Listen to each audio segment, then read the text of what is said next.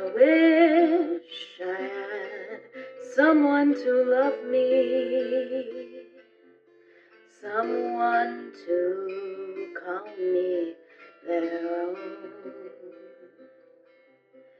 Oh, I wish I had someone to live with, 'cause I'm tired of living alone.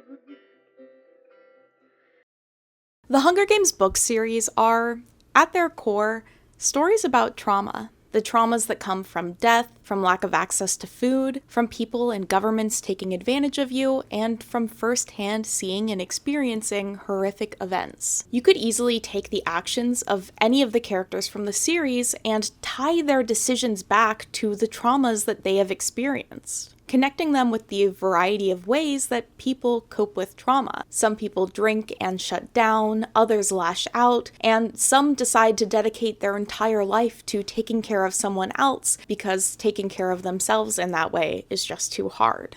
This year, I experienced a pretty traumatic event in the form of an apartment fire, causing me to have to move back in with my parents for a few weeks. During that time, I not only had to cope with the trauma of what I had experienced firsthand, but also the stresses of work and finding a new apartment and managing insurance and being back in the childhood bedroom that I grew up in, which comes with its own unpacking as well. And in the midst of all of that, on the bookshelf in my bedroom, was a series of books that I hadn't read or reflected on in more than a decade.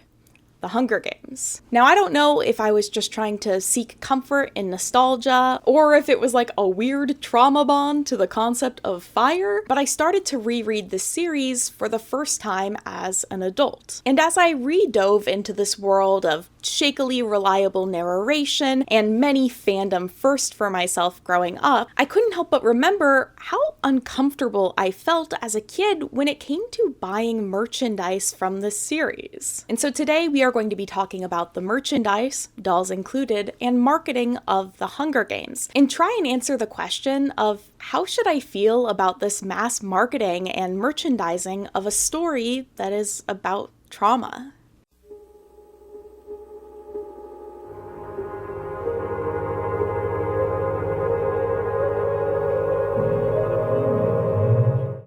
The Hunger Games, originally published in September of 2008, follows the story of Katniss Everdeen, as she is selected as a tribute in the titular Hunger Games, a televised battle to the death. The novel was published through Scholastic, who had just finished up with publishing the Harry Potter series, and were looking for the next big book series that would help fill the void that Potter would leave. Suzanne Collins had previously written a really well-received book series that was published by Scholastic after spending some time as a children's television writer. And the company acquired the rights to publish her next work, a trilogy, via a six-figure deal in 2006. An early report on the books before their publishing, in June of 2008, writes, "The Hunger Games quickly became an in-house favorite. Usually, an editor sort of holds the manuscript to their chest and doesn't share it until everything is absolutely perfect. But this one came in such great form. We wanted to get it to as many people as possible early on. And Scholastic did. They handed out as many advanced copies of the book as they could. And before the book was even published, conversations around a movie deal were taking place. While that might seem a little bit insane,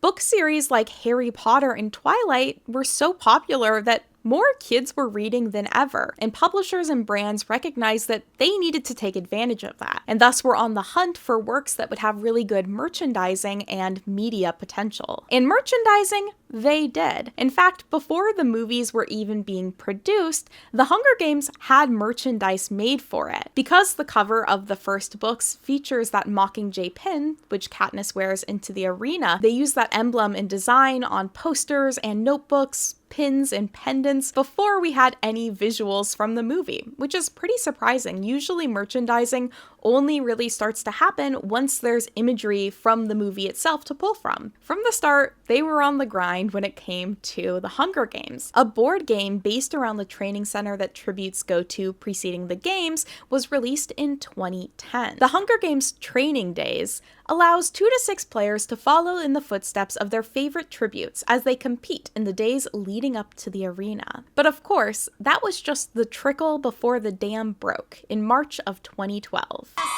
If you were looking for your teenagers this weekend, there's a good chance they were here. Which I was there for. The dam breaking.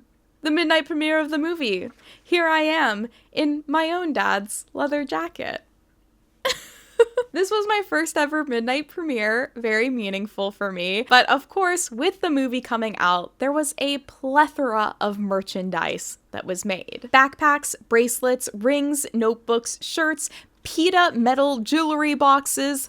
Thank God for that existing. Basically anything that you could put these character profile shots on, they did. And it's weird because people online seem to forget that all of this merchandise existed. Like, I don't know if you just didn't have a Hot Topic where you lived growing up, but I'm pretty sure this stuff was everywhere. The marketing campaign for The Hunger Games would follow some typical beats for movie marketing when it came to trailers, showing before movies. I think they did a trailer during the Super Bowl, which of course was exciting. But like many other movies, they would have a brand collaboration. The nail polish brand China Glaze would do a line called Capital Colors Collection, which ironically, these colors are a bit more aligned with the districts than I would say the kind of bright and garish colors of the capital citizens and the fashions that they wear. While this could be said for a lot of the merch that is made, I would say this is one of the first kind of key pieces of really dissonant merchandise where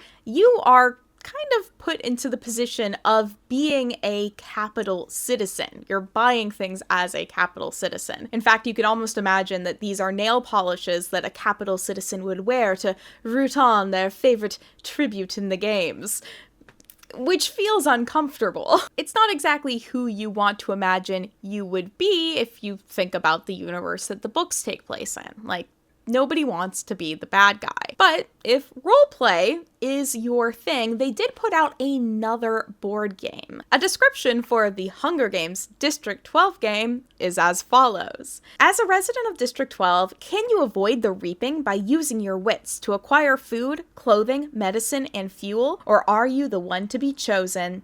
Outplay your opponents to avoid the reaping. Which I get, but also does feel a little bit weird considering what you're role-playing as is the poverty that the people of District 12 are experiencing, which is one of the aspects of the series that is most grounded in realism.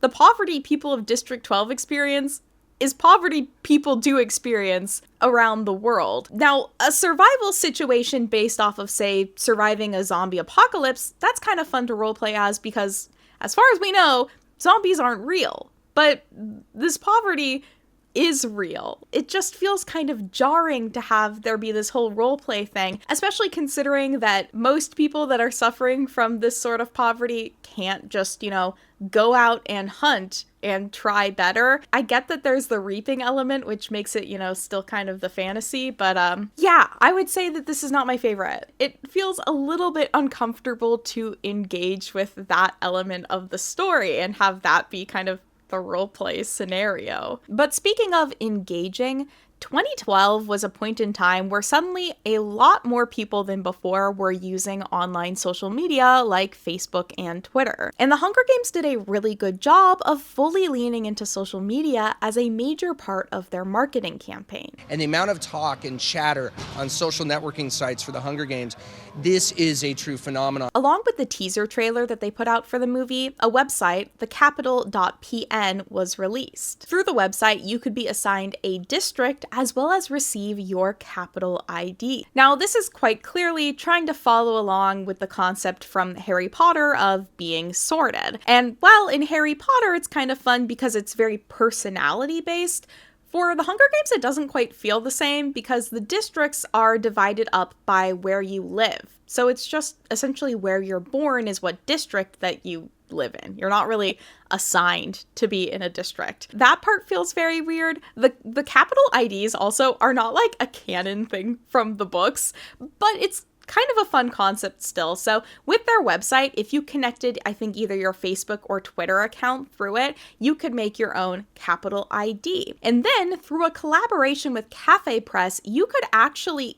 get a physical copy of that ID. Cafe Press is something that I haven't personally thought of in like 700 years. They were one of the first really big print-on-demand websites where you could submit designs and have shirts made of them.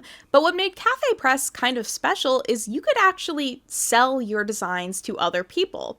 So this platform wasn't just for getting custom company shirts made for, your employee retreat, but you could also hypothetically make a profit off of this. Now, I personally remember this not being very well regulated, so there was a lot of like stolen artwork and imagery being used on shirts. But instead of Lionsgate and the Hunger Games trying to fight that, they kind of just leaned into it by partnering with Cafe Press for the cards in an official online store where licensed items are being sold next to the ones designed by fans. Now, apparently these cards were totally free with you just paying for shipping. I do remember trying to create a card. I also think I was specifically put into District 7, which is the lumber district, which like makes sense for Washington. I'm almost sure I couldn't convince my parents to let me get it because they were just very suspicious of anything online, and that for sure would have been a website that they would have been like, no, I'm not buying anything from this, even if it was just paying for shipping. That being said, I am very curious about if you got a district ID card, because when I look them up online, I can usually only find the like digital mock-ups of them and not like a person with their ID card. So sound off if you got one of these ID cards. Also, what district are you in? Apparently I'm 7. The district, not the 8. The online marketing campaign for the Hunger Games, while it wasn't the first of its kind, was incredibly effective, with some parts of the mobile campaign even being nominated for marketing awards. The movie's opening weekend broke records for tickets purchased via mobile devices. $15 million in ticket sales happened before it even opened.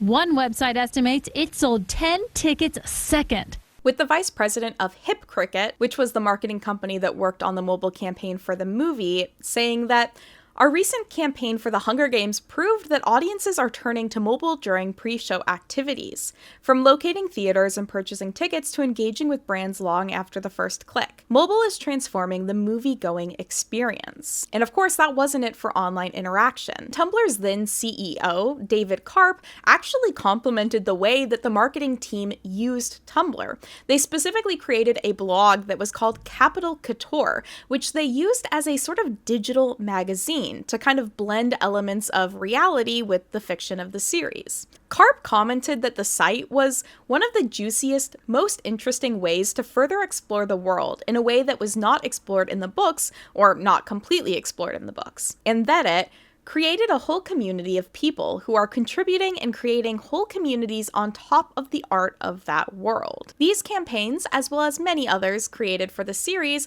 are credited to the team headed by Team Palin, who was a photographer and marketing executive at Lionsgate. Palin's breakout work was for the Saw franchise, which included printing posters using blood from one of the Saw cast members, which is wild. Marketing's crazy. Other aspects of the marketing campaign included giveaways to the sets of the movie, a Twitter poster scavenger hunt which got the Hunger Games trending on Twitter, and a YouTube channel which garnered over 17 million views. I also discovered while searching through my personal emails for the Hunger Games that I was selected to be a beta tester for the Hunger Games Facebook game that was made. Remember when Facebook games were a thing? I do. Now, I don't know if I ever played this game, but the Hunger Games Adventures were a Facebook game that also had an app for mobile devices. And I think this is notable simply because I have distinct memories of being a kid with maybe not the best critical thinking skills, being like, oh, it's kind of weird that they haven't made a video game of the Hunger Games, because the cultural context at this point, essentially if you put out a movie, video games were being made for it. And these games would range from absolute trash to being surprisingly good. I'm looking at you, Shrek 2 the game. Kisses. I love that game. But for the subject matter of this story, you couldn't really create a game that wouldn't end up being like at least T for teen, and it makes sense that they never made a proper video game for it. But they did have this Facebook game. And the interesting thing with this Facebook game is they really specifically don't include anything from the arena. So all the missions in it take place either before or after the events of like the games themselves. And in these missions, you're doing all sorts of stuff. Sometimes you're helping people in the districts. Sometimes you're helping capital people. At some points, you're getting supplies for the game makers that they're going to use in the games, which is like, whose side are you on, girly? Like, what are we doing here?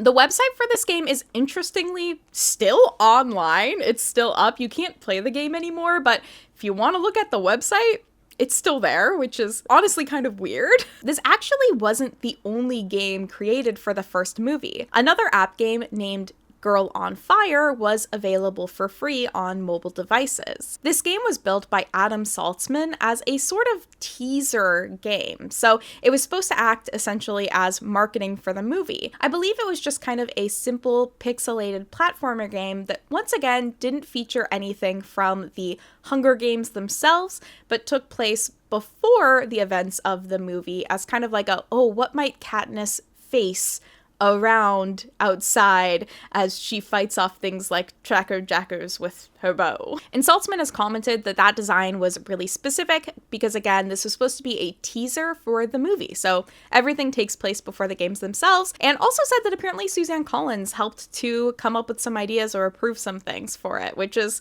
kind of neat to hear. It was a small, simple game, but that is exactly what it was designed to be. Just a free thing to get people kind of talking about the movie. The marketing for this movie was handled by a team of 21 people with what is considered to be a pretty small budget of $45 million. Budgets are crazy. My budget for this video is $0, by the way. It's just all of my free time.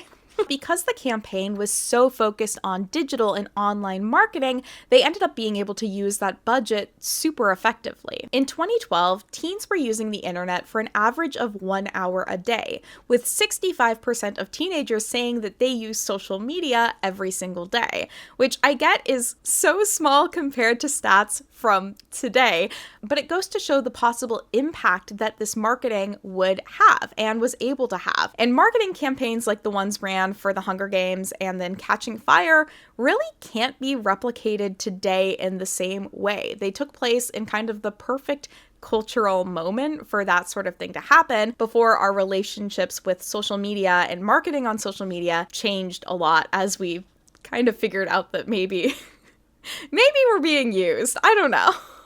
And of course, we have to talk about the dolls. For the Hunger Games, Mattel created a black label collector, Katniss Barbie, designed by Bill Greening. Hi, I'm Bill Greening. I'm a principal designer and Barbie collector, and I'm here today to talk about the Katniss doll from the movie The Hunger Games. This doll, interestingly, has its very own face mold, so it was exclusively made for the Katniss dolls. This is interesting because I believe the Twilight dolls that were made actually just use regular Barbie face molds. So they're more like Barbie as the Twilight characters, whereas this is more like Katniss as a Barbie. The doll features Katniss in her arena outfit with a bow and retailed for about $24 to $34 depending on where you are buying it. I think it is a very well designed doll, especially for that price point, and despite being a collector doll, was available on most store shelves. Now, I personally don't love the outfit. This isn't really a doll that I would want, just because I think the arena outfits are kind of boring, but that's not Bill Greening or anyone else's fault. That's just how they ended up looking, and the designs make sense in the universe, so again, I'm not blaming anyone. I do love that she has her little Mockingjay pen. That's a great detail that they did include. So, kudos to them. And of course, our Katniss doll has it right there on her jacket. But that would not be all. For the Hunger Games, the Tonner Company would actually go on to produce dolls of Katniss, Peeta, and Gale. These were all produced in limited edition, so only 1,000 of each doll was made, with Peeta and Gale both retailing for $169 and Katniss being a little more expensive at $179. The Tonner Doll Company was founded in 1991 by Robert Robert Tonner. The company specialized in creating multi-jointed porcelain fashion dolls. So they were kind of a combination of a Barbie, a porcelain doll, and a ball-jointed doll. Through the 2000s, the brand would make a number of dolls in collaboration with various media and brands, including Titanic, Star Wars, DC Comics, Tomb Raider, The Golden Compass, and many more. While the company did have all of these very cool collaborations, it did end up closing in 2019, with Robert commenting on the closure with, "I was lucky enough to start Tonner Doll at a point when it seemed that everyone was collecting, making, buying, or selling dolls. At the same time, the Far East was willing and eager to produce whatever we wanted at a price that couldn't be beat. High demand and inexpensive quality production led to the golden age of the collectible dolls and the great success for Tonner Doll." For a bit more detail about doll collecting through the 80s and 90s and 2000s and the kind of economical state of all of that, you can watch my video about doll shows and the history of doll collecting from a very United States lens. But basically, dolls just weren't selling as well in the 2010s as they had in the 90s and 2000s. While Tonner would go on to create another doll company in 2019, it would also end up closing in 2019. But as for the Hunger Games dolls created in 2012, they are described as, "The Hunger Games Tonner character figures will range from 16 to 17 inches tall, with multiple articulated joints for expressive posing and mobility. In keeping with the fine detail and high-end quality of Tonner's other popular product lines, they will feature hand-painted facial features and high-quality saran hair." These dolls themselves are very high quality. Their hair looks really nice, their clothing looks great,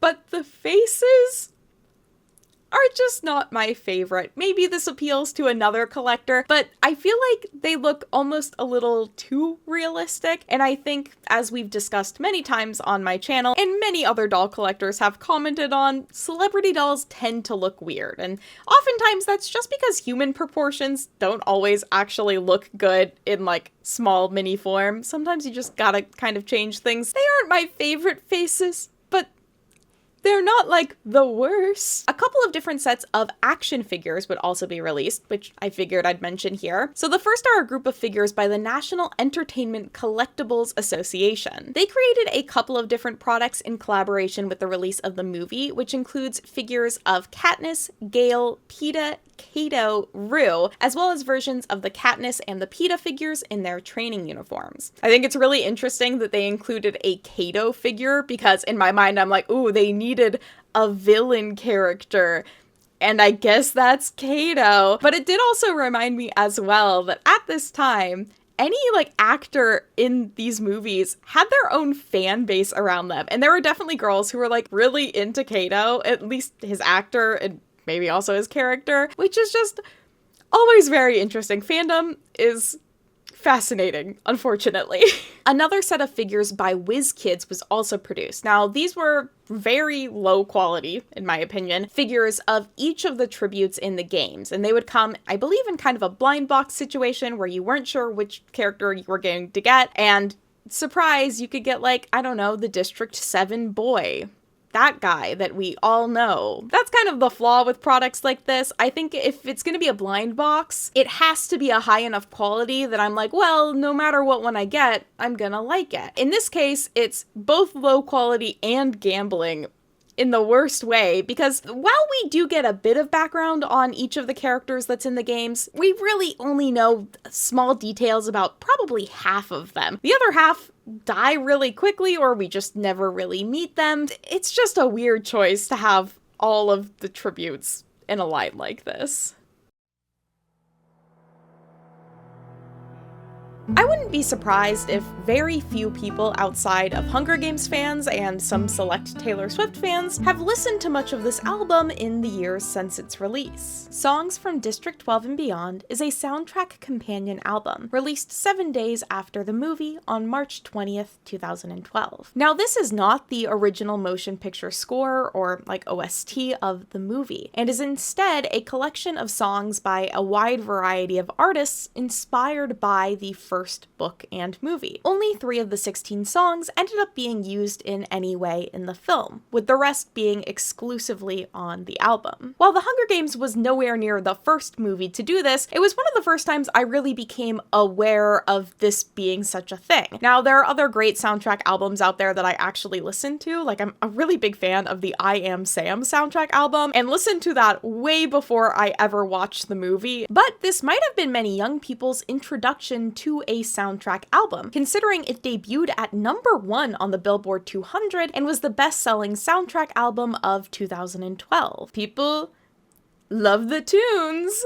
The song Safe and Sound on the album, by Taylor Swift and the Civil Wars, actually won a Grammy for Best Song Written for Visual Media. The album was curated and produced by T-Bone Burnett, a musician, producer, and songwriter who had previously played alongside Bob Dylan and also worked on the music for Oh Brother Where Art Thou, which another amazing soundtrack. And you can really feel the Oh Brother Where Art Thou vibe on this because the overall feeling and kind of genre of the music is folk. Now, it's not exclusively folk. There's a little rap in there, there's a little rock in there, there's some pop, but definitely at its core, it's pulling from its Appalachian-inspired roots, where District 12 is supposedly based. So they were really meaningful with the music that they were producing for this, and a lot of artists fully leaned into it. There's honestly a lot of artists that I really enjoy on this album, including the Carolina Chocolate Drops and Taylor Swift, okay. But with a project like this, you never really know how, like, invested into the media the artists really are. So the producer usually will, like, reach out to them and let them know, hey, I like your vibe.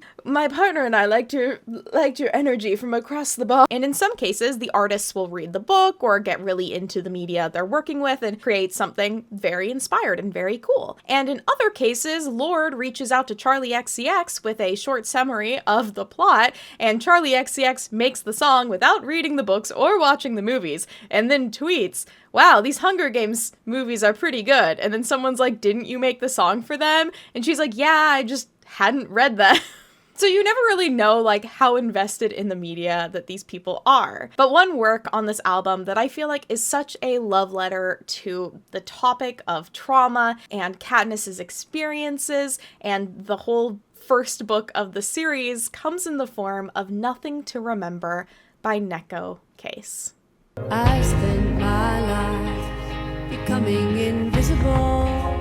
Can I be totally honest with all of you? This song means way more to me than it realistically should. The fact of the matter is, as much as I say I can relate to Katniss, I can't relate this much to Katniss, but Nothing to Remember by Neko Case was written with such respect and love for the character of Katniss that I can't help but feel the emotion that you feel when you are meeting a new friend and you discover you have something in common you didn't know about and you get to talk about it together. Like, that's what this song feels like to me. When I was originally planning to make this video, this was going to be the video, was just me going line by line through everything in this song because I love this song so much, and I feel like it is severely underrated in the world of fandom songs, and I just wanted more people to know about it and to listen to it. Not only is it musically just a beautiful song, but again, the writing is done with such a respect for the character and for the world it takes place in that I just have to talk about it. I've got a yap. So I am going to still indulge a bit and talk to you about why I love this song. In an interview with Maclean's, Neko Case talked about her experience working on this song. It meant a lot to me, half because I really admire the soundtrack producer T-Bone Burnett. His trust in me, I could live on that. His enthusiasm will make you better than you thought you were. It's an incredible wizardly gift. And then I read all the books, and I was so excited for young people, not just women, to see a strong female character, not sexualized, not made really girly or really masculine. Girls and boys, men and women, gay, straight, transgender, everyone can relate to this character as just a human and can insert themselves into her position. To see a strong female character like that, I did not have that when I was young. I was so proud to be on that soundtrack. Being pretty down for a few years, that trilogy of books was a really wonderful place to go for me. The song opens with the line, "I've spent my life becoming invisible. It's hard to maintain, and it's hard to get by." I have the urge to sing it.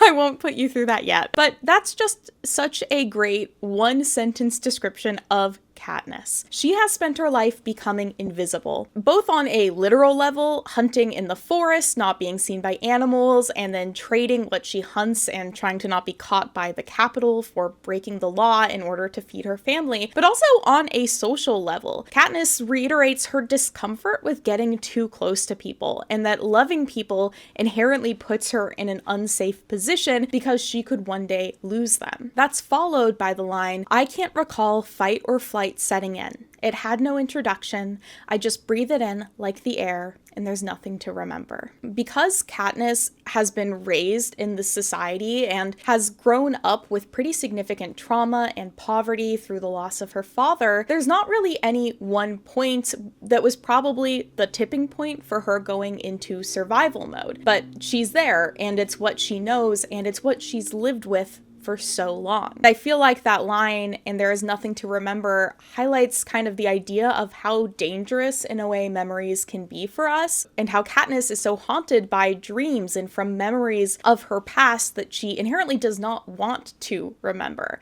So there is nothing to remember because all we have is being in the moment. Survival is all she knows. It is the air that she breathes. The second verse contains the line, "So you send me love down on thin sailor's knots, and I fear underneath the weight of your thoughts."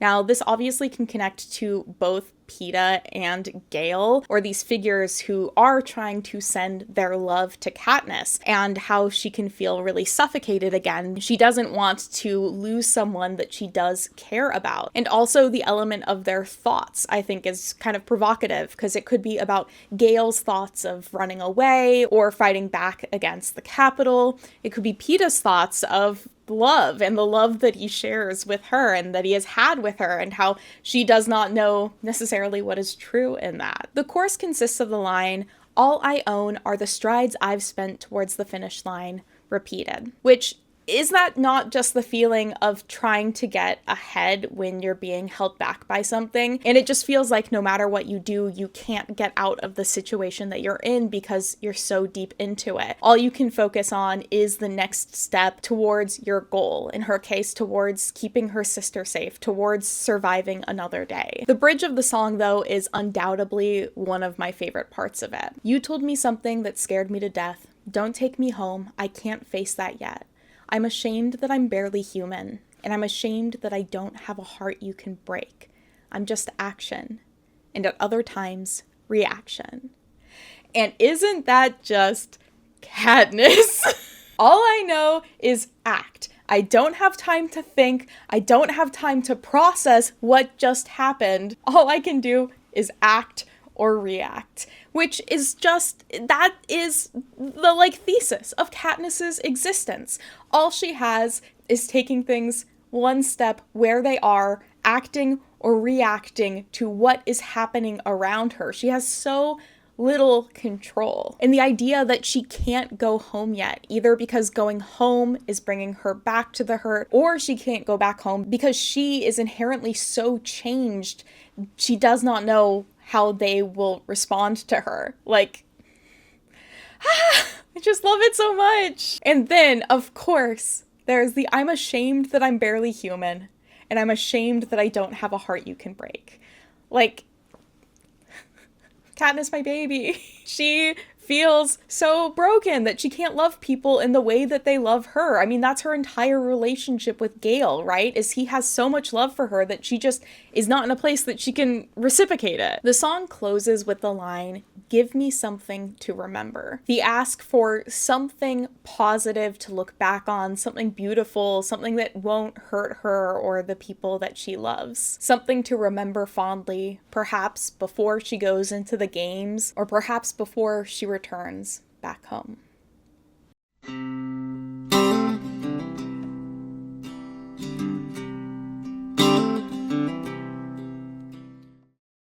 And in Catching Fire, Katniss gets to go home, but the games aren't over. Catching Fire, the second book in the original trilogy, actually had the working title, The Quarter Quell. This is due to the plot of the book focusing around the 75th Hunger Games, which is the third Quarter Quell, a 25-year tradition where the Hunger Games that year has an additional rule attached to it. So the first Quarter Quell had the citizens of each district have to vote on their tributes. Terrifying. And the second Quarter Quell, which is the subject of the book Sunrise on the Reaping, having twice the number of tributes. The third Quarter Quell required that all of the tributes would be drawn from the pool of current victors, meaning that Katniss, the only female victor from District 12, would have to once again return to the Hunger Games. I joined the Hunger Games fandom kind of around when this book was published, and I really remember enjoying this book a lot less than the first one. Now, I think in retrospect, having read it again as an adult, a lot of my discomfort or dislike of this book just comes from how unfair it all is. The story of this book is a very unfair situation. It's not like the first book was very fair either, but it just takes it one step further. It's a really uncomfortable story. And so I think a lot of my negative feelings towards it came from just the fact that I had to sit in my discomfort with what was happening both politically in the story, but also socially. Like the nuance between the relationship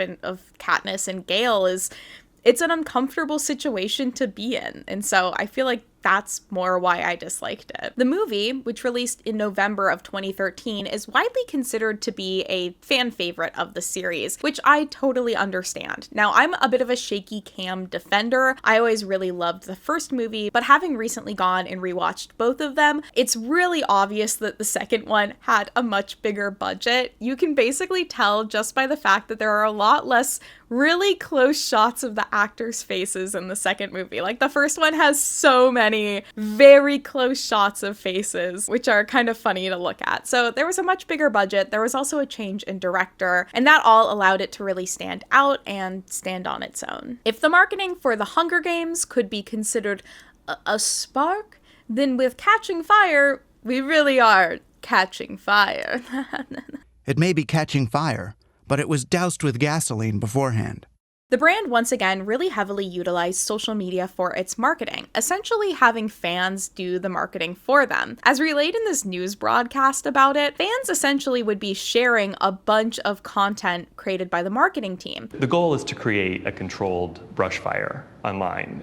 And so the fans at a certain point are convincing each other, oh wow, look, that's really cool. Did you see that? So Kaylee, sitting in her bedroom trying to win sparks and badges by liking the Hunger Games, isn't just being marketed to. She's actually part of the marketing campaign itself. So fans were seeing everything that the marketing team made, and then those fans were sharing those images and things with all of their friends and family and anyone they were connected with online. So essentially it was just really effective marketing to incentivize people sharing a lot of this content. I think they would get things called sparks, and those sparks could be used for maybe entering into giveaways or sweepstakes or to unlock other kind of collectible images and things like that. The Capital Couture Tumblr magazine also started up again and was used as a platform to share our characters' images. For each movie, they always did these character photos, which in this case included the quite beautiful photo of Katniss in her wedding dress, quite iconic for the series. And Lionsgate even did a collaboration with Internet Explorer, creating the webpage thehungergamesexplorer.com, which was kind of like a hub for fans for both fan content and official content for the series. Hunger Games Explorer is the official destination for all things Hunger Games, and it's also a real-time social aggregation tool that pulls in content from around the web. Along with the online marketing, we had some brand collaborations again. So the first really notable one is the CoverGirl makeup collaboration. CoverGirl was considered to be a pretty young, hip, and affordable brand. They did a good job of keeping in line with what was kind of new and fresh. They collaborated with celebrities like Taylor Swift. A modeling contract with them was a prize on America's Next top model. And in general, they were a affordable and accessible line of makeup. It was kind of like your perfect starting place for if you're using makeup for the first time. The CoverGirl Capital collection was a line of makeup that was designed to sort of be makeup pieces or elements that citizens of the capital would wear. The line was advertised with a series of makeup looks, each one representing a different district. Now, once again, there is that feeling of discomfort that comes from us as consumers being framed, again, as capital citizens. But I will say, these are really honestly beautiful makeup looks, and the makeup pieces look like they were like fun bits of makeup. Realistically, they couldn't do a line focused around the victors or the tributes because those are the people who are dying. They couldn't do a line focused around the people in the districts because they don't wear makeup. So the only path they could take was going for the capital angle, which, yes, has some discomfort with it, but if they're going to market the movie and do these brand collaborations, they have to pick a path. And that was the path of least resistance in this context. I can kind of forgive them for this, and I'll talk a bit more about it later at the end when I talk about marketing, but essentially, I get it. Teen girls like makeup, they wear makeup. It makes sense. What maybe feels like it makes a little bit less sense was the collaboration with Subway, where they created a line of fiery footlongs. When commenting on this brand collaboration, the director of marketing at Subway said, "There's nothing hotter than the Hunger Games franchise. Being able to deliver exclusive catching fire experiences to our Subway fans is something that Hunger Games enthusiasts can't find anywhere else." They sure can't. This has been pretty openly mocked as a bad marketing move, mostly for being in pretty poor taste considering the context in which the games take place in. The kids participating in these games are doing it because they are starving. So, buy our sandwiches. The line also doesn't really have any specific connection to the Hunger Games, considering there aren't too many like key foods in the Hunger Games other than like rabbit and the lamb stew. There's nothing that like super comes to mind when it comes to food and the Hunger Games. They instead went for a fiery theme with all of the subs being spicy or really flavorful. I'm not sure if it was in direct response to people being like, this is a bad idea, or if this was something kind of planned from the start, but 7 days after the original collaboration was announced, Subway announced a partnership with Feeding America in an effort to donate 1 million meals to those in need by having users share a photo of them with the Hunger Games standee that was in Subway stores, and if they posted that on Twitter, Subway would supposedly donate $1 to Feeding America. Actually, it's not $1. I don't know what they offered. I don't know if they did anything. Subway, fact check Subway, what did you do? Catching Fire also collaborated with 2 food-based nonprofits in a promotion called Ignite the Fight Against Hunger. They partnered with Feeding America and the World Food Program to essentially just increase awareness about food inaccessibility around the world. I'm not sure if there was any donation aspect, but through registering on a website and reading about the information and what the programs were doing, people could be entered to win a number of different prizes or entered into a sweepstakes, I think, to tour the set. So again, I'm not sure like how much these charities were actually involved in what was going on beyond just kind of being like, I don't know, a nice thought or being like a PR move so everything doesn't feel as poor taste as it would otherwise. But speaking of food, that wasn't actually the only food collaboration. Multiple chocolates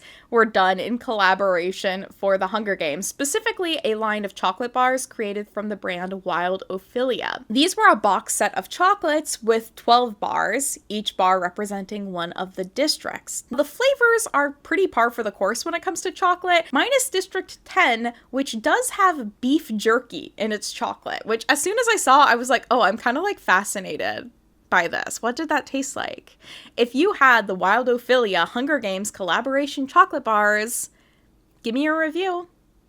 What did you think of them? The free Cafe Press IDs would return once again with an updated design for the new movie, and a mobile app game would also be created based off of Temple Run called Panem Run. I forget how popular Temple Run was. This game was, it was the app game. If you had an app game, you probably had Temple Run. Finally, for adult fans of the series, Trish Somerville, who did the costume design for the first 2 movies, actually released a line of clothing with Net-a-Porter, which were all based off of outfits that characters did wear in the movies. And these pieces of clothing ranged from $75 to $1,000 in price, which obviously is for the adult women fans, which, first of all, I want to shout out, these books were not just popular with teenagers and young adults, but also the women out there. I see you. I see you reading. I see the men reading too. You know what? I see all of you reading, and I appreciate you. And of course, once again, we have the dolls. Mattel would again do a line of Black Label collector dolls, this time including dolls of Katniss, Peeta, Finnick, and Effie. Good counting, Mary. Because I've never talked about it in a video before and I didn't cover it earlier, I wanted to quickly describe what the collector labels were for Mattel or Barbie dolls. Starting in 2004, Barbie started using 5 different labels to describe essentially how valuable or what the different collector dolls' intended audience was. And while the production numbers have kind of changed over the years, here is an overall vibe of what those different labels mean. So first of all, we have our Playline Barbies. Now, these are the Barbies that are just available on store shelves. They're made for kids and they are made for play specifically. So they're not a collector doll. They don't have one of these collector labels on them. Our first label is the pink label. So these are dolls that don't have any sort of production limit. They can make as many of them as they want and are specifically designed for people ages 6 and up. So they're kind of like the kid-friendly collector dolls. Some examples of these include the Birthstone Beauty dolls, as well as the Dolls of the World dolls. So it's kind of a situation where it's like, if your kid opens it up and takes it out of the box, you know, it's not a huge deal and it's age appropriate for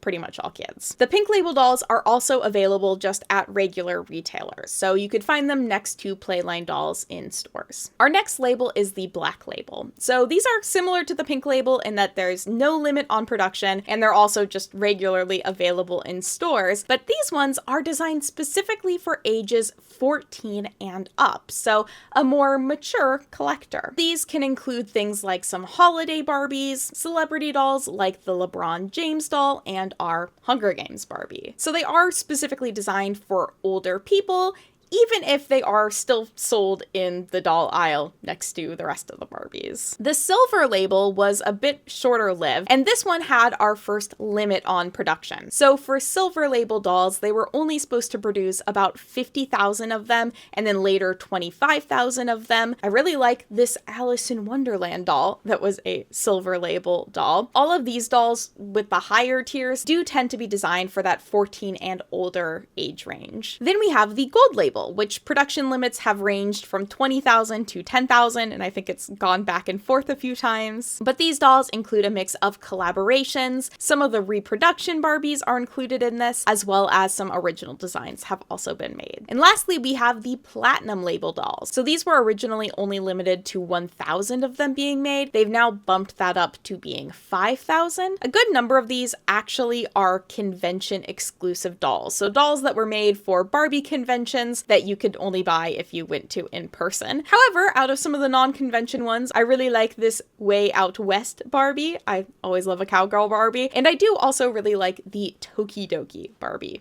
Very cute. So that's what those labels mean if you're curious. Getting back into the Catching Fire dolls, our Katniss and Peeta dolls are once again wearing the arena uniform, and I just don't like this. I'm not a huge fan of the arena uniform, especially for Catching Fire. I think it looks a little silly. Though, that being said, I have read the book recently and thinking about how it's described in the book, I don't know if there's any way they could have designed these uniforms that I thought looked good or cool, and honestly, that's not like super the intent of the uniforms. There are bigger problems going on here. We can be chill about it. For what it is, I think the doll designs are fine. I think bodysuits tend to just never look that good on dolls. I don't really want to blame anyone for the fact that I don't love them. I would have really preferred just seeing a Katniss doll in her kind of District 12 outfit, so the leather jacket, the asymmetrical scarf cuff thing. I think that looks cool. I would have preferred that. I don't make the decisions. I'm sure also that would have been more expensive. And then having Katniss in that outfit, like, what do you put Peeta in? The arena outfit? Some other random outfit? decisions have to be made, so I get it. However, I will say that I think the Effie doll is a bit of a shame. When you think of the Hunger Games and an iconic moment or outfit from it, I think for a lot of people, what pops in their head is the butterfly dress that Effie Trinket wears during the reaping in Catching Fire. It's a really cool and eye-catching and memorable look. So if a doll was made, especially a doll of Effie, you might think, oh, that's the outfit I would expect it to be in. Unfortunately, we get this Effie doll, which is not that outfit. The reason why we don't get an Effie doll in the super cool, beautiful butterfly outfit actually has to do with who designed it. That was a McQueen. It's a archived runway piece. I think she really wanted a sense of couture for Effie, and it's hard to manufacture that when they do it so well in France.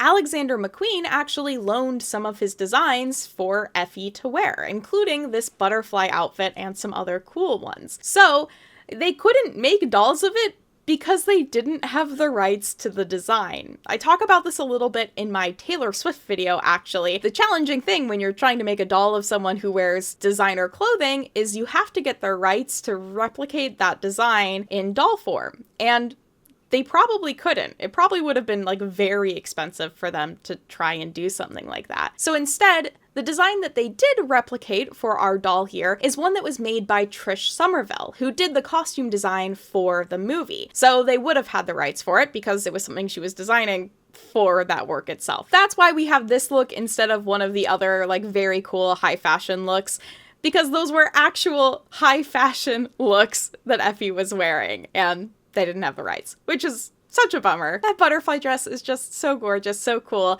Some people have made fan dolls of it, which I think is amazing, but I really wish that doll could have somehow existed. Then we also have the Finnick doll, which I think is very interesting. I think choosing to make a Finnick doll makes sense. People love Finnick. The Finnick lovers out there are passionate about it. They love that guy. I think it totally makes sense they make a doll of him. However, I think the outfit that they chose for him kind of sucks. I'm not gonna lie. So the outfit he's wearing is one of the training uniform outfits, and having recently rewatched Catching Fire, the training segment, not very long. And they like cut a lot of stuff out. There's a lot more in the book that took place than shows in the movie, to a point that's almost a little disappointing. However, they can't put everything in the movie. I get that. Stuff has to be cut. It's just not a very iconic outfit for him to wear, and it looks frumpy on him. It is just a tracksuit. I think they should have just full sent doing the chariot outfit. I think they should have just had him topless with like a net. That sounds obscene. I think it would have been a bit more of an iconic look for Finnick. I think this uniform is a little bit boring, and it just like doesn't translate well to dolls, and it doesn't look that good. If for some reason you wanted a matching outfit to go with your Finnick doll, the person who designed the athletic wear that was worn for the training uniforms actually did release them to the public for purchasing. You could buy it through their website. They were very expensive. The cheapest item they had was a crop top that was still $130. So capital, am I right? So those were all of the dolls designed for Catching Fire, but that might not have been the original plan. In an article from Entertainment Examiner, they wrote, according to Doll Genie, Mattel will be releasing a new Katniss Barbie inspired by this Catching Fire poster of her in her wedding dress, as well as dolls for Peeta, Gale, and Finnick. Doll Genie was an official retailer for Mattel. They sold both new Barbies as well as vintage Barbies in box. While I can't say for sure, I do think it's realistic that they would have a little bit of an idea about what the upcoming releases would be, considering that they were buying stock through Mattel officially. So it is kind of surprising that we didn't end up with a Katniss wedding dress doll, especially because that's kind of perfect for a collector doll. It's a more extravagant outfit. It's something that's from a kind of special or key point of the marketing and the story itself. It would kind of make sense. It would have been more expensive to produce something like this versus what we got. So that probably could have been it. It was just a little cost prohibitive. And while the wedding dress is of course very gorgeous and has its iconic moment, the lore behind it is pretty sad. Katniss does not want to get married. She's very much being forced into this marriage situation in order to keep playing the game that she never wanted to play in, she never wanted to be involved in. Also, they mentioned producing a Gale doll, which I think would have been really weird. Gale is a kind of minor character in Catching Fire. He more appears in Katniss's like thoughts and memories than he really does as like a character that we see, especially in the movie. And one of his key points we do really see him is him being whipped. So you can't make a doll of that. It just does not really work. Did you know that Elastic Heart was written for the Hunger Games Catching Fire? Well, I sure didn't, but that song is about Katniss. Go and listen to it. Tell me what you think. The Hunger Games Catching Fire soundtrack released on November 15th, 2013, selling over 151,000 copies that year. The soundtrack album this time around was produced by Alexandria Patsavas, who had previously worked in selecting, cutting, and editing the music used in a variety of hit TV shows. The reason why you might associate Chasing Cars with Grey's Anatomy is her. She's actually a pretty big deal in the world of music that is used in TV shows and movies, which is not a world I'm usually a part of, but love the vibes. She also really notably worked on the Twilight soundtrack with Lionsgate, and that was likely the connection that brought her into working on the Catching Fire soundtrack. For Catching Fire, as Katniss is torn away from her life in District 12, we are slowly torn away from the folk vibes, which were so much a part of the first album. Now, they're still there, but there is notably less of them, and you kind of feel through the album that we're moving towards a bit more of a synthetic vibe. Now, not completely. Songs from the Lumineers and The National and Patti Smith are very folk, and I love them. And I will say, even the more modern electronic sounding tracks still tend to use instrumentation like piano, so it doesn't sound too foreign to the universe it's based on. One of the standouts from this album, I would say, is Atlas by Coldplay. I have really distinct memories of watching the lyric video for this when it came out and how excited it made me for the movie. I also just liked Coldplay at the time. A normal thing, a normal teenage thing to do in 2013 was enjoying Coldplay. Leave me alone. Another favorite for me is Silhouettes by Of Monsters and Men. Big fan of them as well. A lot of artists I really like, honestly, have been featured on these soundtracks, which is fascinating because later we get Haim and Charlie XCX, and it's how did they know my life before I knew it? Am I just programmed to enjoy these things? Who knows? But of course, also Elastic Heart was the heavy hitter from this album, had such immense success, and so much so that most people would never have any idea that that song is about Katniss. You would not guess, but it is!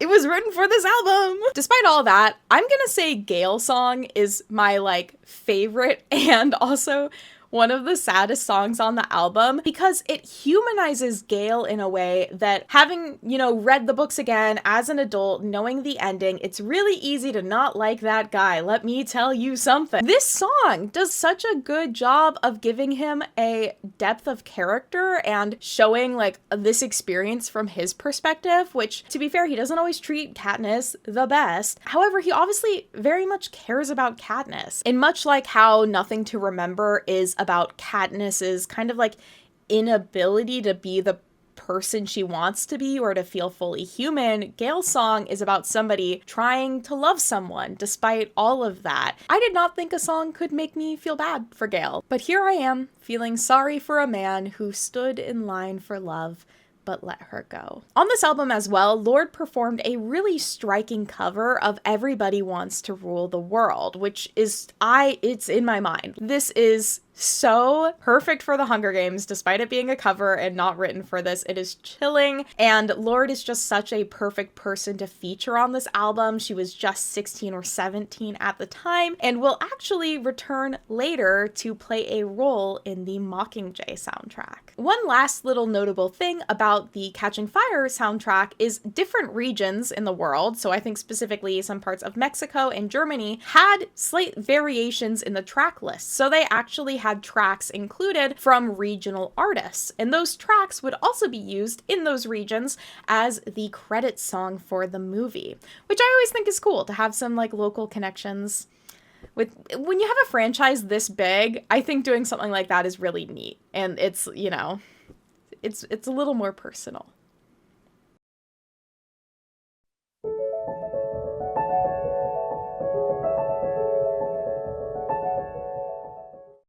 The final book in the Hunger Games trilogy, Mockingjay, was published on August 24th, 2010. Here is my copy of it, which I have fond memories of throwing against a wall once I reached page 350.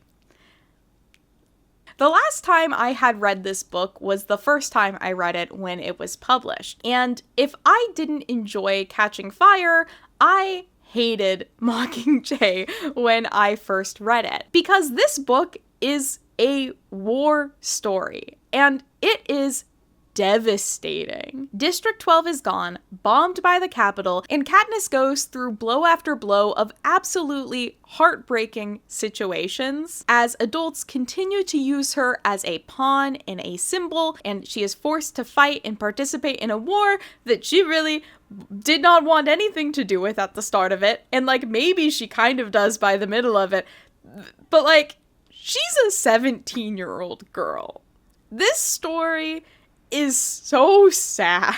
As a young person, I remember my first time reading it being so stressed the entire time. I probably read it in like a day, and I read so fast because I just felt like nothing was safe. No character was safe. By the end of it, was incredibly heartbroken and very upset with all of it. Now, as an adult, having reread it, I could read it a lot slower because I knew what would happen at the end and, you know, who does or does not make it, but could also appreciate it for what it was a little bit more. It's a story about war, and it does a really effective job of humanizing and showing just how heartbreaking it is to be a person that is in the middle of something like this. While it is still a fictional book, the world just became so much bigger and so much more out of Katniss's control. And as a person who likes to feel in control, it was a hard story to read. While I have been able to reread it, I haven't been able to get myself to rewatch the movies. The last time I saw them is when they came out, because it is just 4 hours of seeing a character go through just very sad situations and experience a lot of heartbreak and pain and suffering. And like, yeah, the ending is kind of ish a happy ending, but it's 4 hours of sad, and I don't have 4 hours of sad in me right now. The movie was, of course, split into 2 parts, released in November of 2014 and November of 2015, but I am going to go ahead and talk about both parts in this same section here. For Mockingjay Part 1, the marketing really started with a series of photos that are called the District Heroes. Now, these photos are designed to be Capitol propaganda, showing, oh, this is what our heroes of the district looks like, and we love them, and they work so hard, and they're our little people that we take care of. But if you look at these photos from a modern lens, my first impression of them is that they were AI. Like, they look very unreal, and they're designed to be, right? They're designed to be Capitol propaganda, but these were made in 2014, before AI existed in the way that we know it as today. And so they're just specifically designed to look kind of otherworldly and unreal. But it's really wild how relevant that feels today when we have government leaders today that are using AI to create propaganda images for themselves. It is so strangely reflective of the current time that we're in. Wow, Suzanne, it's almost like you knew what you were writing about. Then a series of videos which featured PETA and President Snow would come out. And these are propaganda videos that are referenced in the books themselves. I feel like this was a really clever marketing move to kind of make those propaganda videos, and some of them would feature like little moments of being hacked by District 13. That kind of kicked off the main portion of the campaign, which involved a lot of hacking and kind of unlocking District 13. This essentially ended up being a bit of an ARG RPG, which I'm so shocked that I wasn't into at the time. This marketing was happening kind of my junior or senior year of high school, and I must have just been really busy and just did not notice it was happening, but I loved things like This House Has People in It and unedited footage of a bear, and so like this was up my alley. I would have been super into this, but it had all these moments where you had to like go into the code of a web page and type in the right password here. Honestly, I think that's really fun, fits into the theme of the movie. Cool marketing job.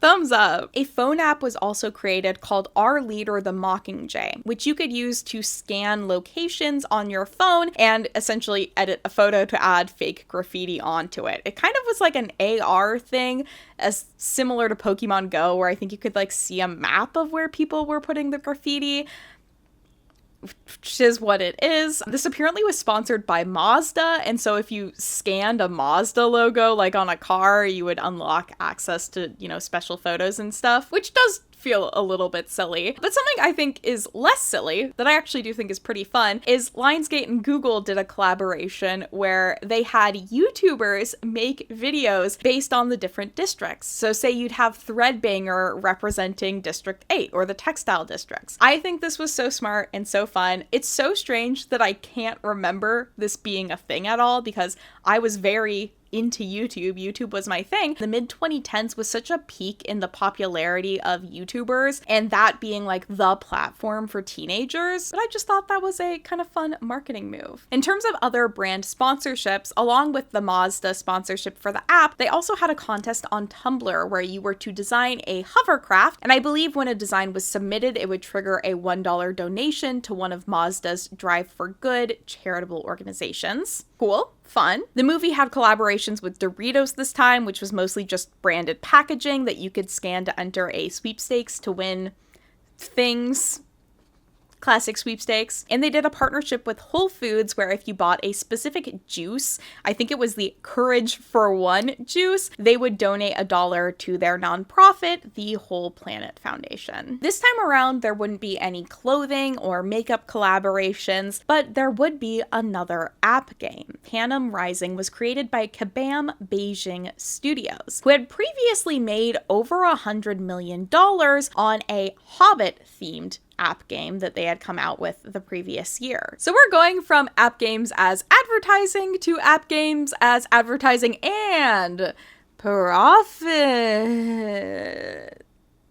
The gameplay involved collecting cards, which you would then level up, and kind of playing through different battles or fight scenarios. That's not the most interesting description, but this gameplay was very common at the time. If you think of like a card-based app game, that's what it was. You're collecting cards, you're leveling them up. It's boring. I don't like it. Very profit-driven. The app would end up closing in 2016, just 2 years after it came out, much to the chagrin of many people who probably spent too much on the app. This is what I feel like is one of the grosser marketing moves, not even because of the context, because, you know, some of the things have more uncomfortable context behind them, like our board games that we mentioned. This is one where you're very much just taking advantage of people who have a phone addiction and have these app game addictions, and I know firsthand how easy it is to waste money on stuff like this. So I don't love them, and they make me kind of mad. It's not my favorite. They were so common at the time. I'm sure someone made money off of it.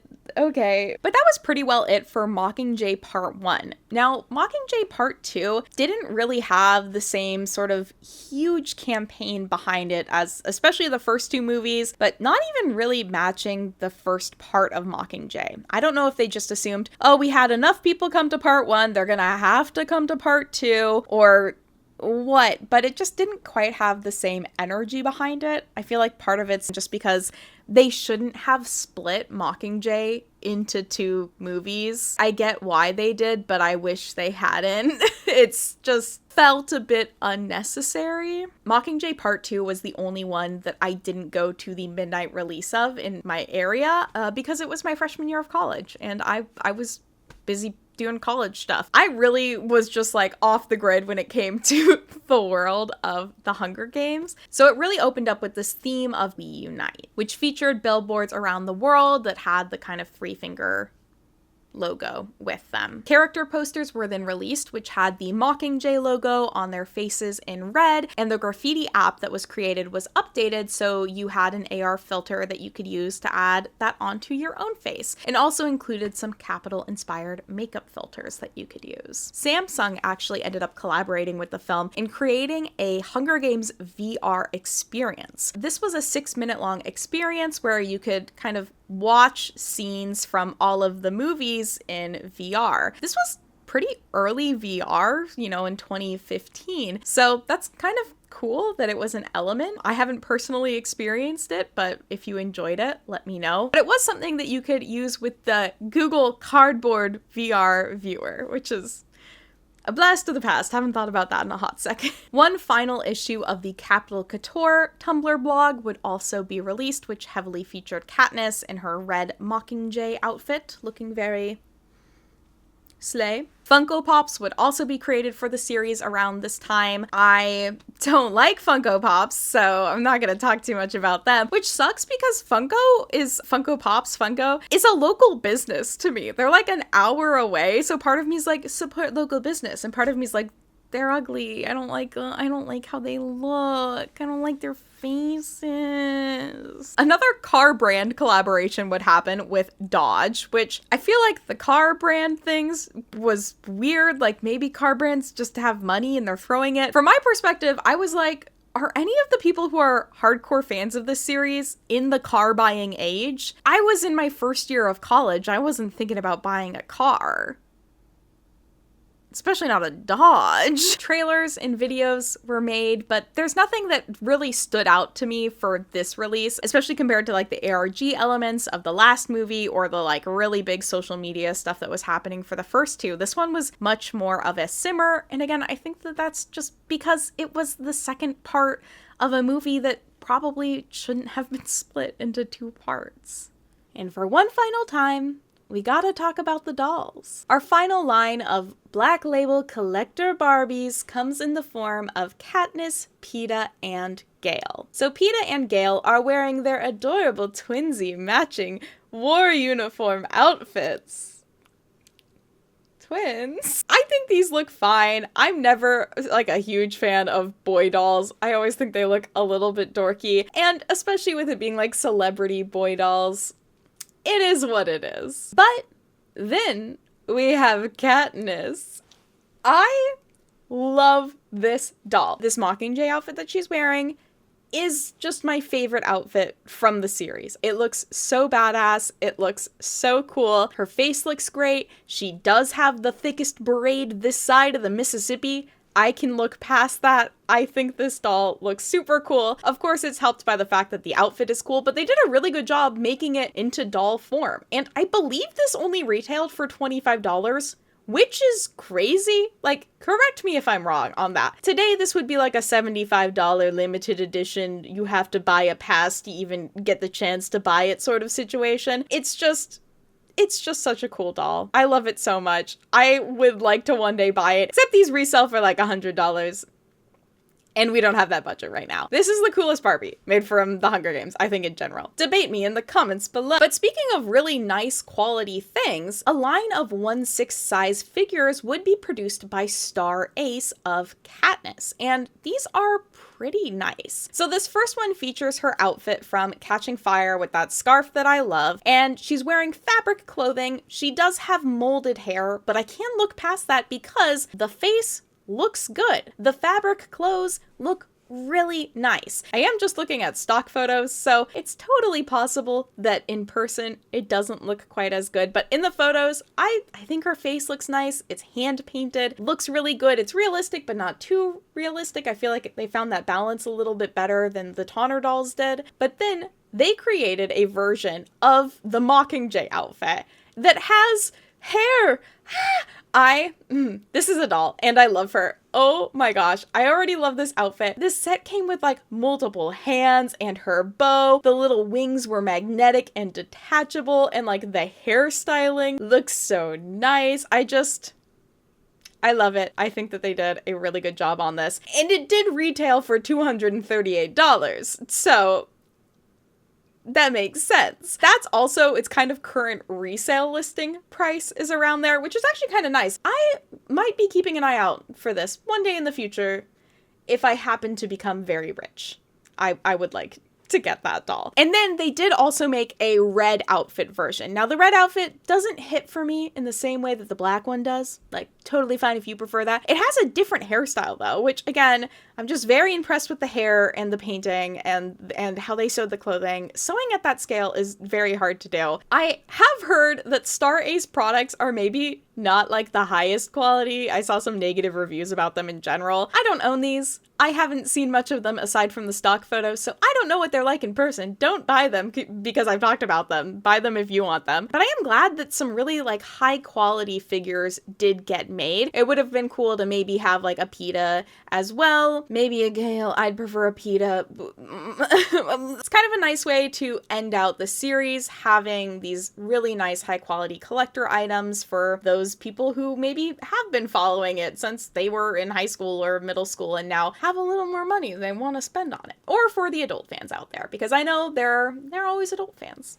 In what is kind of a wild move, a 17-year-old Lorde was signed on by Lionsgate to curate the Mockingjay Part 1 soundtrack. I think it was my publishers that first came to me and said, you know, the Hunger Games franchise has asked if you would like to do a song to do the end credit, and I was like, yeah, I mean, that, you know, that sounds cool, but I would like to know, you know, if there's a way I could be more involved. With the announcement, director Francis Lawrence said, "I sat down with Lorde on the set of Mockingjay this spring, and I was immediately struck by how she so innately understood what we, as both fans and filmmakers, were trying to accomplish with the film. Her immense talent and keen understanding of Mockingjay's characters and themes not only have enabled her to create a song of her own that completely captures the film's essence, but her insight and passion for our project makes her the perfect creative force to assemble the other songs on our soundtrack. I can't wait to share what she's done with the fans. It is truly remarkable." And honestly, I think that this was such a slay move. So what Lorde obviously doesn't have in decades of experience, she makes up for in something that the other two producers do not have: the pure, raw power of a teenage fangirl. Lorde loved these books and loved these movies. And she was a teen. She's 17 years old when this is happening. I think that's the same age Katniss is in Mockingjay. So I'm just saying the stars have aligned. Now, I will also fully admit I am a huge Lorde fan. She's exactly 1 month younger than me, and because of that, I feel like a lot of the music she's made has really ended up aligning with my own life as I have grown and matured in what is a very strange time to grow and mature. Her ultrasound concert was one of my favorite concerts I have ever been to, so I'm a fan, and of course I am biased. And Lorde's fingerprints are all over this album. She does feature on a number of songs, even just as background vocals, so I love her for a lot of this. That all being said, it is still not my favorite of the 3 albums. In the story at this point, District 12 no longer exists. And if we're using District 12 as a representation of Appalachia and folk music, this album is a very strong representation of that disappearance. This is not a folk album with folk vibes. This has very modern, very synthetic feelings to it. For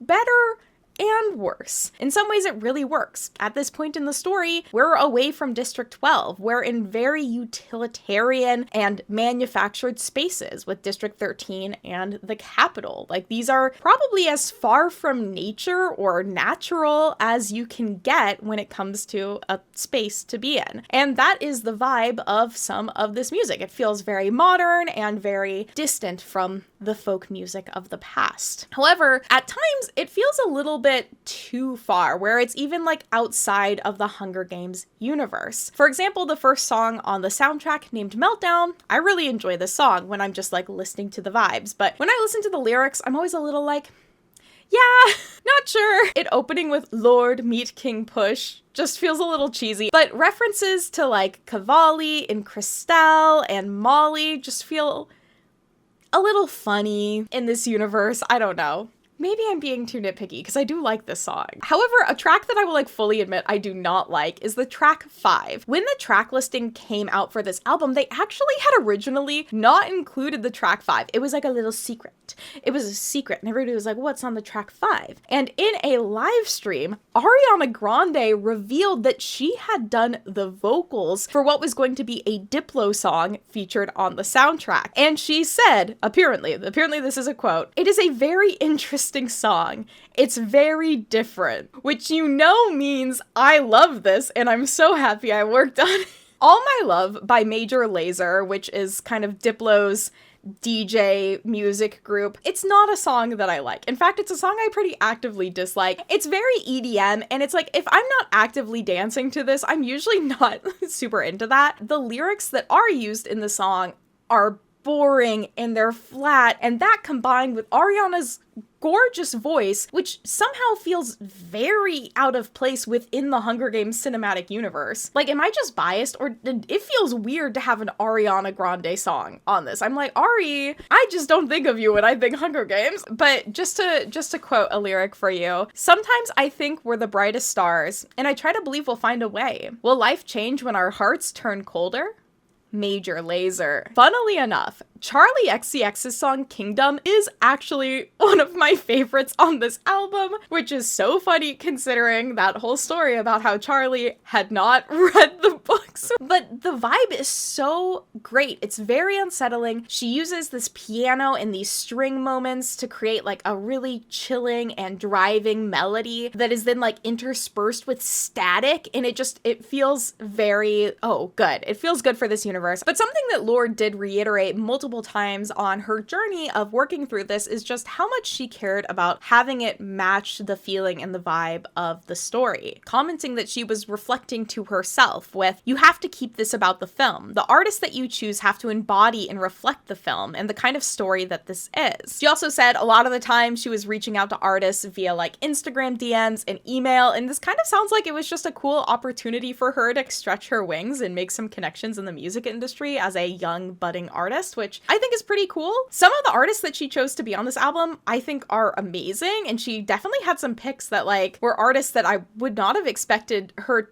someone to be picking at the year 2015. Hyman 2015. She's a hip young girl. That's all I'm saying about Lorde. And I will absolutely give her kudos for making the best of what is probably the hardest part of the story to write about. The Hunger Games, you have a full story. Catching Fire, you have a full story. Now, they kind of have cliff endings, or there's the implication of something more happening, but there is inherently some sort of resolution. Mockingjay Part 1, you don't even get the full story to work with. You just have the first half of that, which is rough. Because what happens in that? So Katniss is saved. She goes to District 13. She goes to war. Peeta, I think, gets saved by the end of the first half, and like hates her. And I'm pretty sure that's how it ends, is like Peeta hates her. There's no like a resolution. There's no feel-good moment in this. Not like there's any feel-good moments in Mockingjay. I can't even make myself watch the movies again. Like, it's sad. It's very sad. You're in a very defeated time in Katniss's life. She doesn't want to be where she is. She doesn't really want to be the Mockingjay. She's being coerced into it. And then like the only way she gets power is by becoming the person and the icon that she doesn't want to be. But that's like her only, that's her only chip, her only ace that she has is to be like, fine, I'm going to do your bidding, but you can't hurt the people I care about, which is sad. It's an incredibly depressing state to be in. So I think this was inherently the hardest album to write music around. And so you end up with songs that end up feeling kind of half-baked, I would say, almost like they also are not fully resolved. So we have a lot of songs that are just mostly about Katniss not feeling human or feeling like an animal. And we have other songs that at times feel like triumphant in a weird way. It's like, yeah, we're so powerful, and it's really, we're not right now. Really, we're not powerful. Like, this is not a good time. I think that this was a rough album to write for, and I think the artists did well with the challenge, the genuine challenge that they were given. Of course, the standouts from this album were first The Hanging Tree, which was the song from the book that was featured in the movie. And I do remember the radio remixes of the song, which were bad. This should not have been having club remixes. But I was there, I remember. The other hit, of course, is Yellow Flicker Beat by Lorde, and it's my favorite song on the album, easily. It's also just a Lorde song that I do genuinely really enjoy, and part of why I enjoy it is, again, a love letter to Katniss, much like Nothing to Remember was for the first album. This does a pretty good job of capturing Katniss's world, including such specific details that I just find very visually inspiring. My favorite example is "My necklace is a rope, I tie it and untie it." And that's a play off of Katniss and Finnick like tying nooses, and then also Katniss and Finnick using rope tying as a method to help like relax themselves when they're going through extreme anxiety attacks. And just, she's really purposeful with having references like that, but then also creating really beautiful imagery with her writing. And of course there's the section about like, I'm making a little prison with my fingers to trap all the people who fucked with me. And of course I love it. This was the final soundtrack release. They did not end up making one for Mockingjay Part 2. Now it could be that they just decided that this album didn't do well enough and it wasn't worth putting the time and effort and budget into doing another one. Or I don't know. Yeah, I think that actually probably was it. I don't know what I was gonna argue would be the second option. This album probably didn't sell as well. This album came out at that pain point where stuff was really moving to being digital, but institutional things like Billboard wasn't quite recording streams as having the same amount of power as like CD sales. And so of course the album sales are a lot worse for this album because people are streaming it. But companies that don't quite understand streaming is the big thing yet go, man, our numbers are super down. Nobody likes this. None of that. And like the album is, you know, still however popular, but industry people don't quite see that. So it's just a whole thing. I think it was likely that. Wrong place at the wrong time. Fun concept. So glad Lorde got to do that. I'm sure that was like such a cool experience for her, and I'm so glad. I hope she had a good time. I hope Lorde had fun. Me at the women's hockey games. It's just, I hope everybody has fun.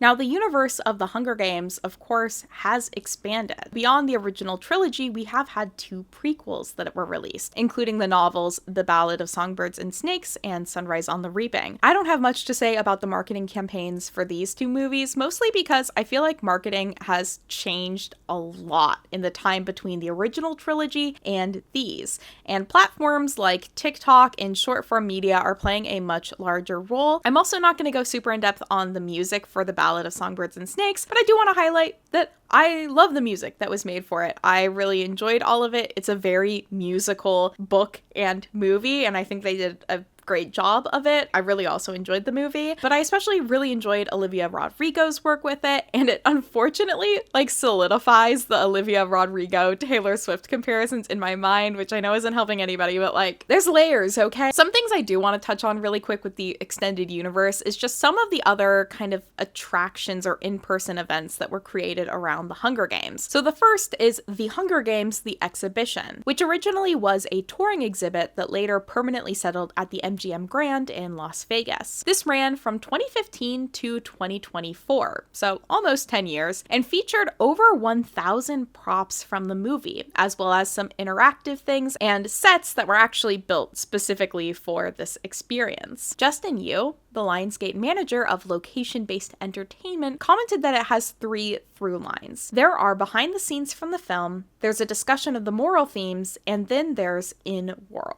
The interactive elements of the exhibit included things like a training simulation for archery and a trivia game with Caesar Flickerman. This is pretty clearly inspired by the Harry Potter experience that was in England, where again you could see a bunch of set pieces and walk through and kind of feel like you're living within it, which has of course inspired a ton of other versions, including the Friends experience, which eventually replaced the Hunger Games one. It does sound like a lot of the people who attended this did really enjoy it, but after 9 years, it just wasn't quite enough to keep people coming, especially in a post-pandemic situation. So it closed, but I have absolutely no qualms with this sort of experience. I think as a person who cares a lot about clothing design and the really strategic decisions that are made when it comes to making a movie, I find all of that fascinating, and I love getting to see stuff like that in person. This exhibit, I actually would have really loved to be able to see. I'm kind of bummed that I didn't know that it existed and didn't ever try to go, but also it was in Las Vegas and I'm never going to Vegas. The roleplay elements that they did choose also make sense because they're kind of like the fictionalized elements of it, with like the training center and Caesar Flickerman playing a role. I'm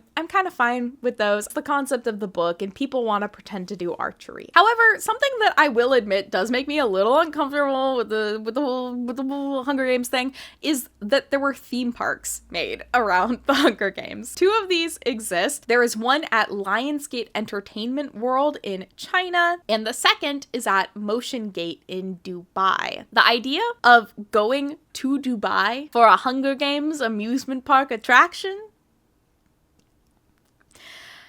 I can't lie, feels very unethical to me. As early as 2013, there were rumors about if there would be a Hunger Games theme park. This franchise was so huge, it kind of makes sense. The Wizarding World of Harry Potter, which opened in 2009, was doing incredibly well. And so, of course, once again, people are looking for, oh, what's going to be the next thing. In 2015, 2 Hunger Games parks were announced. The first being the Dubai Park, which would come to be. The second was for an amusement park in Atlanta, Georgia. This was called Avatron Park, and Lionsgate was planning to license multiple franchises to the park for rides, including Bring It On, Divergent, Twilight, and The Hunger Games. Plans for this park were canceled by 2016, but the Dubai Park would end up opening in 2017. This park features 2 Hunger Games themed attractions, the first being a hovercraft simulation tour of Panem, and the second being a roller coaster based on the Capitol Bullet Train. The Lionsgate Movie World Park in China was opened in 2019, and it actually includes rides from Twilight, The Hunger Games,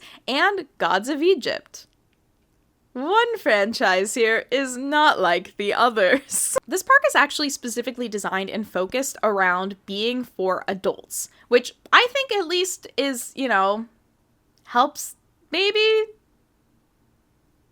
I don't know. It's really easy for me to look at this, feel uncomfortable, and go, well, Miss Collins would have never approved of this. I'm sure this is mostly Lionsgate's doing. Which maybe it was, but she actually did comment on the parks publicly. In an article from the LA Times, she states, "They have been remarkably creative, smart, and sensitive to the themes and concerns of the property, and it's been exciting to watch how innovative they can be while protecting the integrity of the franchise."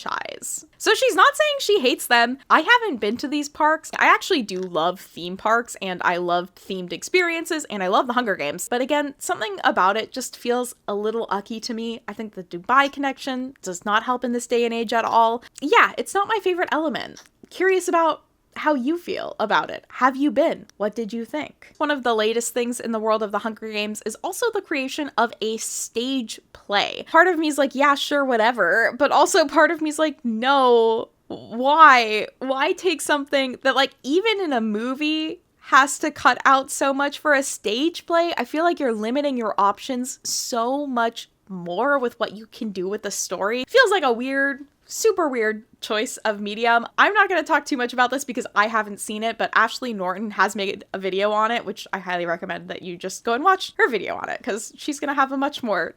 She's more theater kid than I am, and it is a contest, and I'm losing. I love you, Ashley.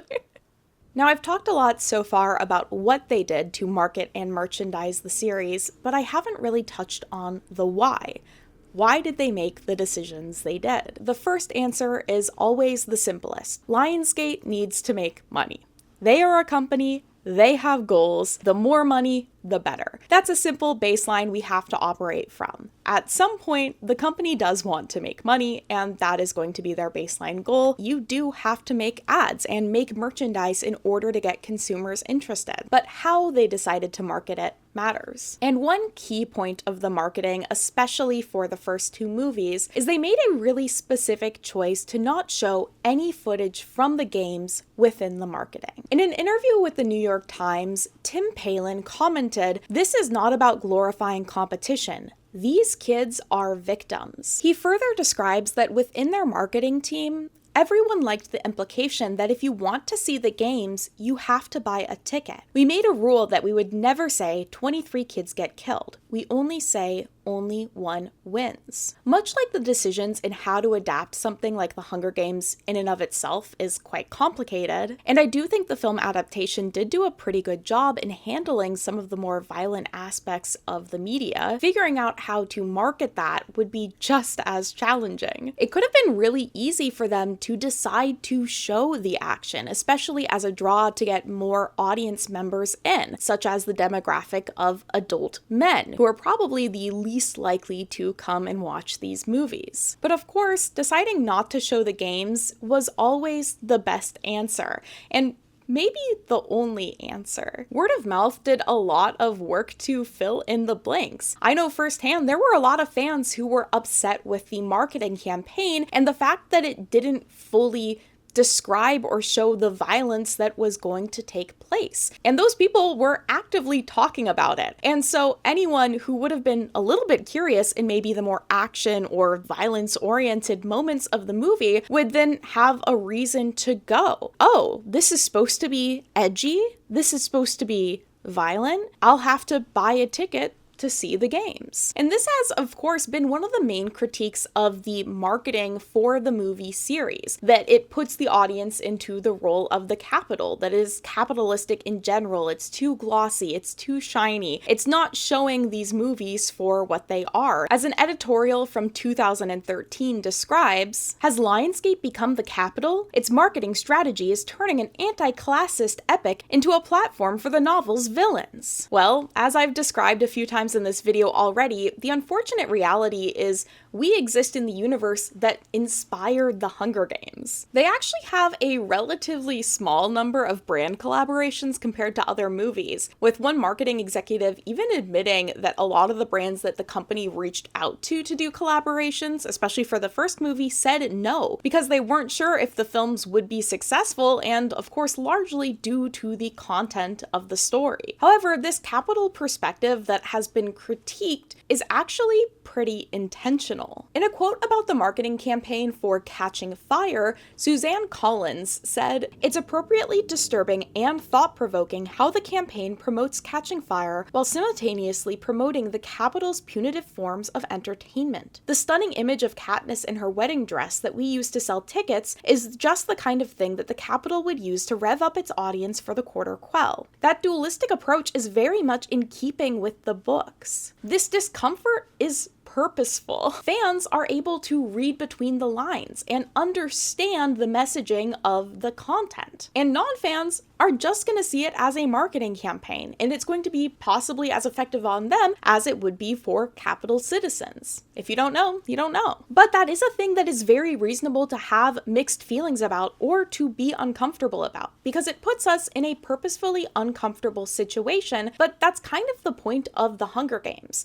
The point of it is for us to be reflective of our own situations and our own circumstances and question if we should be doing something to change them. Being called the Capitol feels disturbing, but sometimes we inherently are the Capitol. I have somehow got sucked into the rush of watching Survivor season 50, and so because of that, I decided to go back and watch some of the older seasons, which I had never seen before. And it's pretty hard for me to try and sit here and argue that I am in any way above the Capitol when I am watching people starve on TV for money, or leave the show because they had a staph infection and then have that edited to make it sound like they were just giving up and they weren't trying hard enough. And somehow, I am enjoying it. I bring this up because Survivor was theorized to be one of the shows that was Suzanne Collins' inspiration when writing The Hunger Games. I saw one comment online where someone suggested it might have been season 8 of Survivor, which aired in 2004 and had a romantic subplot where 2 of the cast members actually ended up getting engaged during the finale of the show. And I want to spend the rest of my life with you. Will you marry me?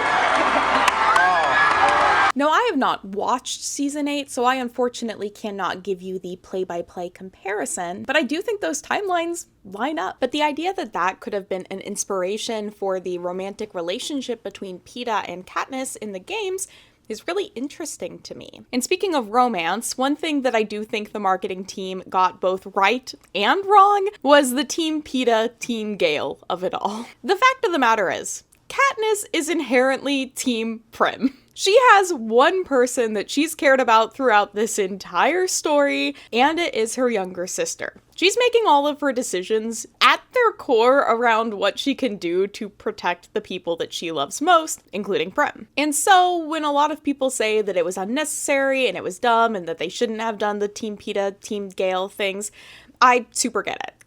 However, I think it was effective marketing. If we're thinking from the goal of getting butts into seats, giving people a team to root for is one of the best things you can do. We've seen it time and time again. People want to pick a side. They want to assume their side is right. They want to prove the other side wrong. And they're gonna spend money to do that. Yes, it feels cheesy and bad, but it works. It gets people hyped. And to be fair, people are still having the Team Gale, Team Peeta discussion to this day. They're hopping on Reddit and they're going, but have you considered? Even though, you know, a lot of Katniss's main decisions were being made around Prim and protecting other people and at times just protecting herself, she is also having this internal debate. She is still having to think about these two people that obviously really love her and want her to pick one of them, and she doesn't want to pick one, but that pressure is still being placed on her, which is an important part of the series, because in a series that's so heavily focused around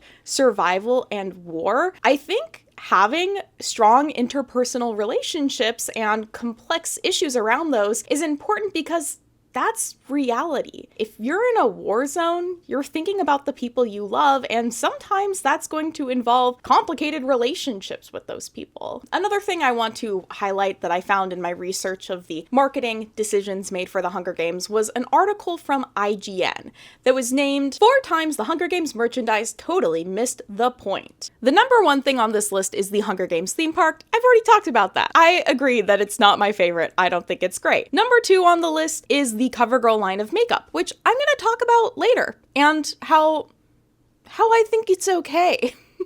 But there are 2 things on this list which I have some personal issues with, mostly in what they were deciding to critique. The first one is they put specifically the Subway fundraiser on this list, not the line of Subway sandwiches, the Fiery Sub collection, which is very critiquable and weird and uncomfortable. Instead, they focused more on the fact that there was a promotional campaign where you take the picture with the cardboard standee of Katniss and post it online, and by posting it, money is donated. I get that doing a campaign like this and having people advertise their thing for them feels kind of gross. There are worse things that companies do for charitable purposes, like the, round up your dollar so our company can get a charity tax break by donating it for you. I think that is in some ways more insidious than the post a photo with the standee using this hashtag and we'll donate money. I'm curious about how all of you feel about that on the ethical terms of I don't know, charitable donations. The fact of the matter is people are going to take photos with the Katniss standee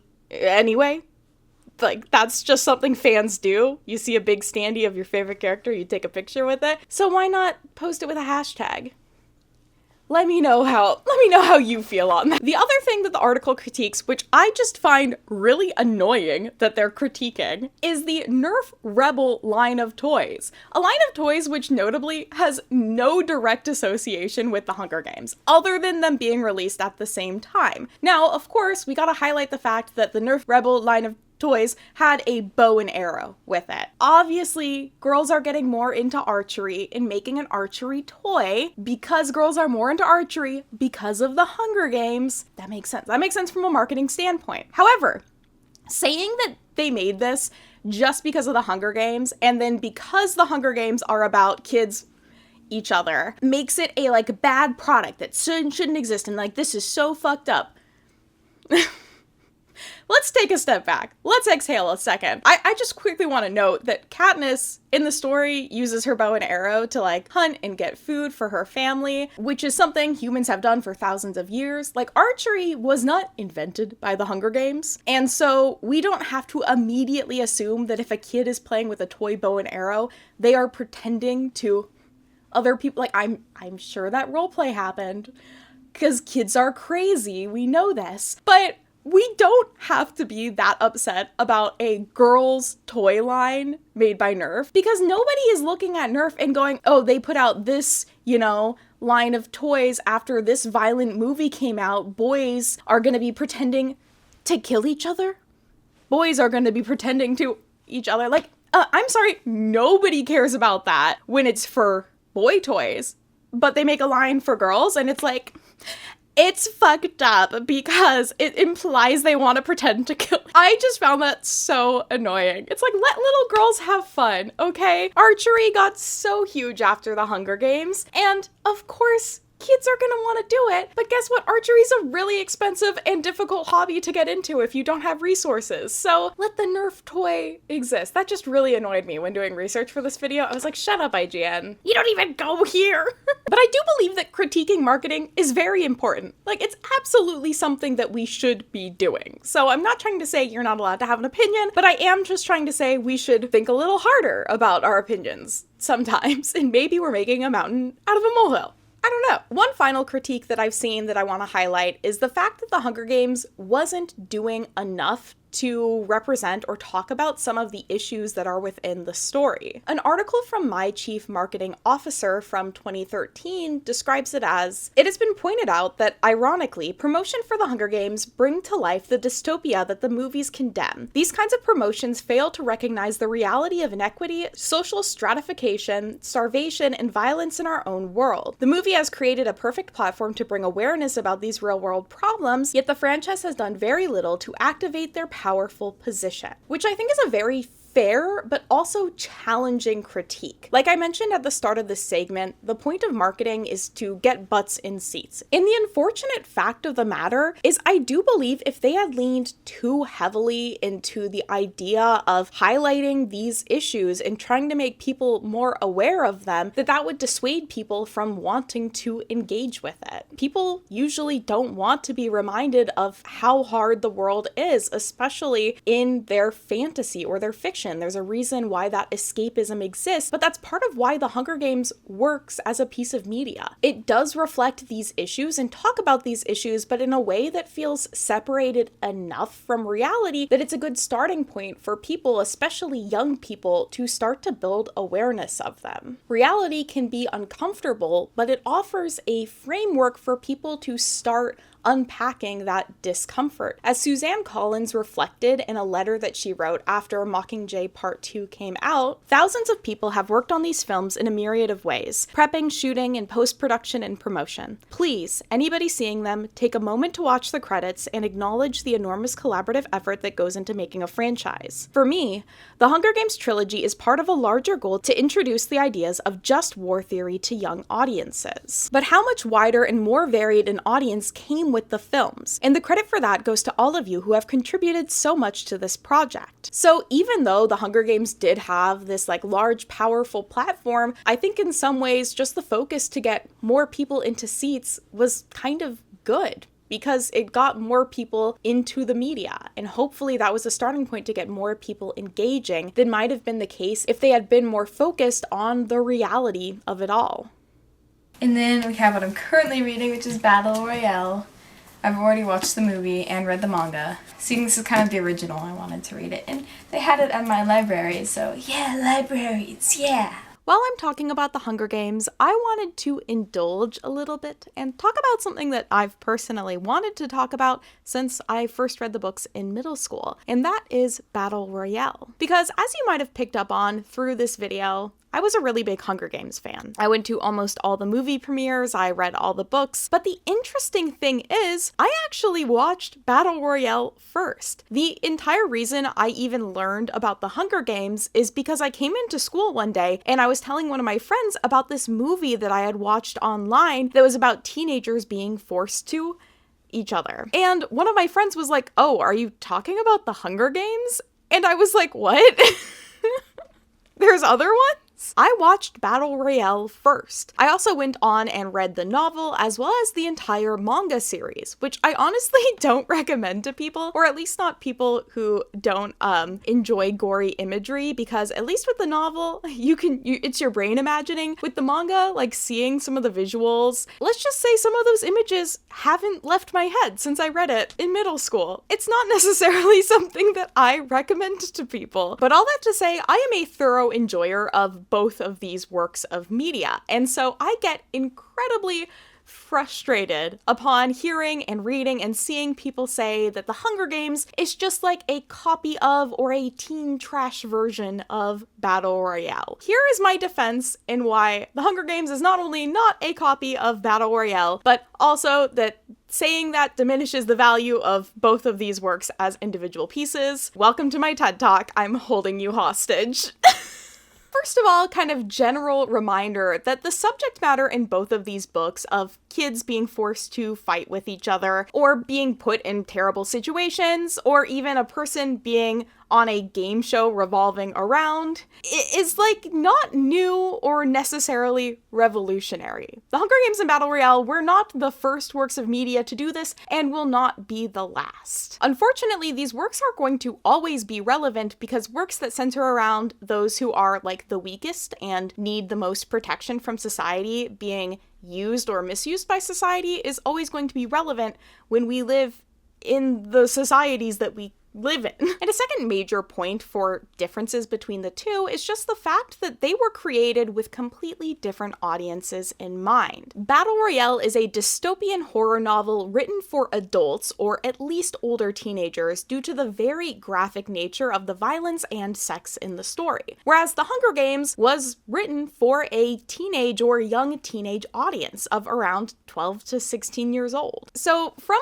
the get-go, there are different goals in mind for both of these works. Comparing the two is not going to be really fair because one, again, is a horror novel for adults and the other was written intentionally for young people. I think a lot of the time people just think that if something is a teen book, that means it's just like a worse book. But the fact of the matter is, writing an effective novel means that you have to know your audience well. You have to know how to connect and engage with that audience. Books for kids are not inherently lower quality because they use simpler words or maybe touch on simpler subjects. I would argue in a lot of ways it's harder to write a good book for younger people because they inherently have less life experience. I feel like that's just a key thing to point out as we're getting started here. Even though both revolve around a powerful government putting young people in a terrifying and horrible situation, the two have vastly different cultural contexts, take place in different time periods, and the societies in general that these characters exist within are so different from one another that comparing the two feels like you're completely losing the nuance of the two stories. Battle Royale takes place in a scenario where what might have happened if Japan won World War II and tried to maintain power over an aggressive and defiant youth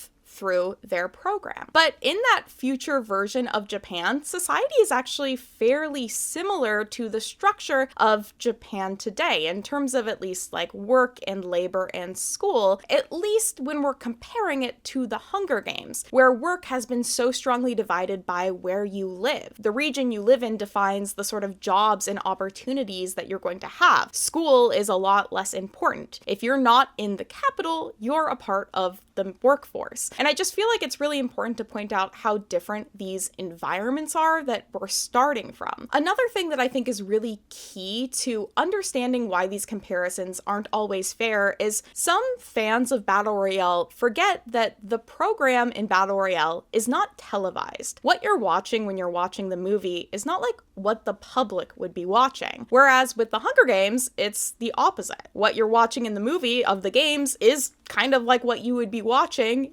a very Katniss-focused edit, of course, if you were a citizen of the country. The program in Battle Royale is no secret. To quote from the novel, every junior high student in the Republic of Greater East Asia knew what the program was. It was covered in school textbooks from the 4th grade on. So this is something that they're very aware of. And reports about the programs would be shared on the news, where they would cover the events of the program and statistics about it. But you wouldn't see the visuals from the program itself. You would usually just see whoever won the program. But I just want to really highlight the fact that in the novel, this game is not televised. It is not something that the public is actively watching or seeing, or being forced to watch, which is the case for the Hunger Games. The whole point of the Hunger Games revolves around the fact that this is a televised event that has sport betting, it has America's Next Top Model style makeovers, and interviews with the people who are participating in the event. These are at their core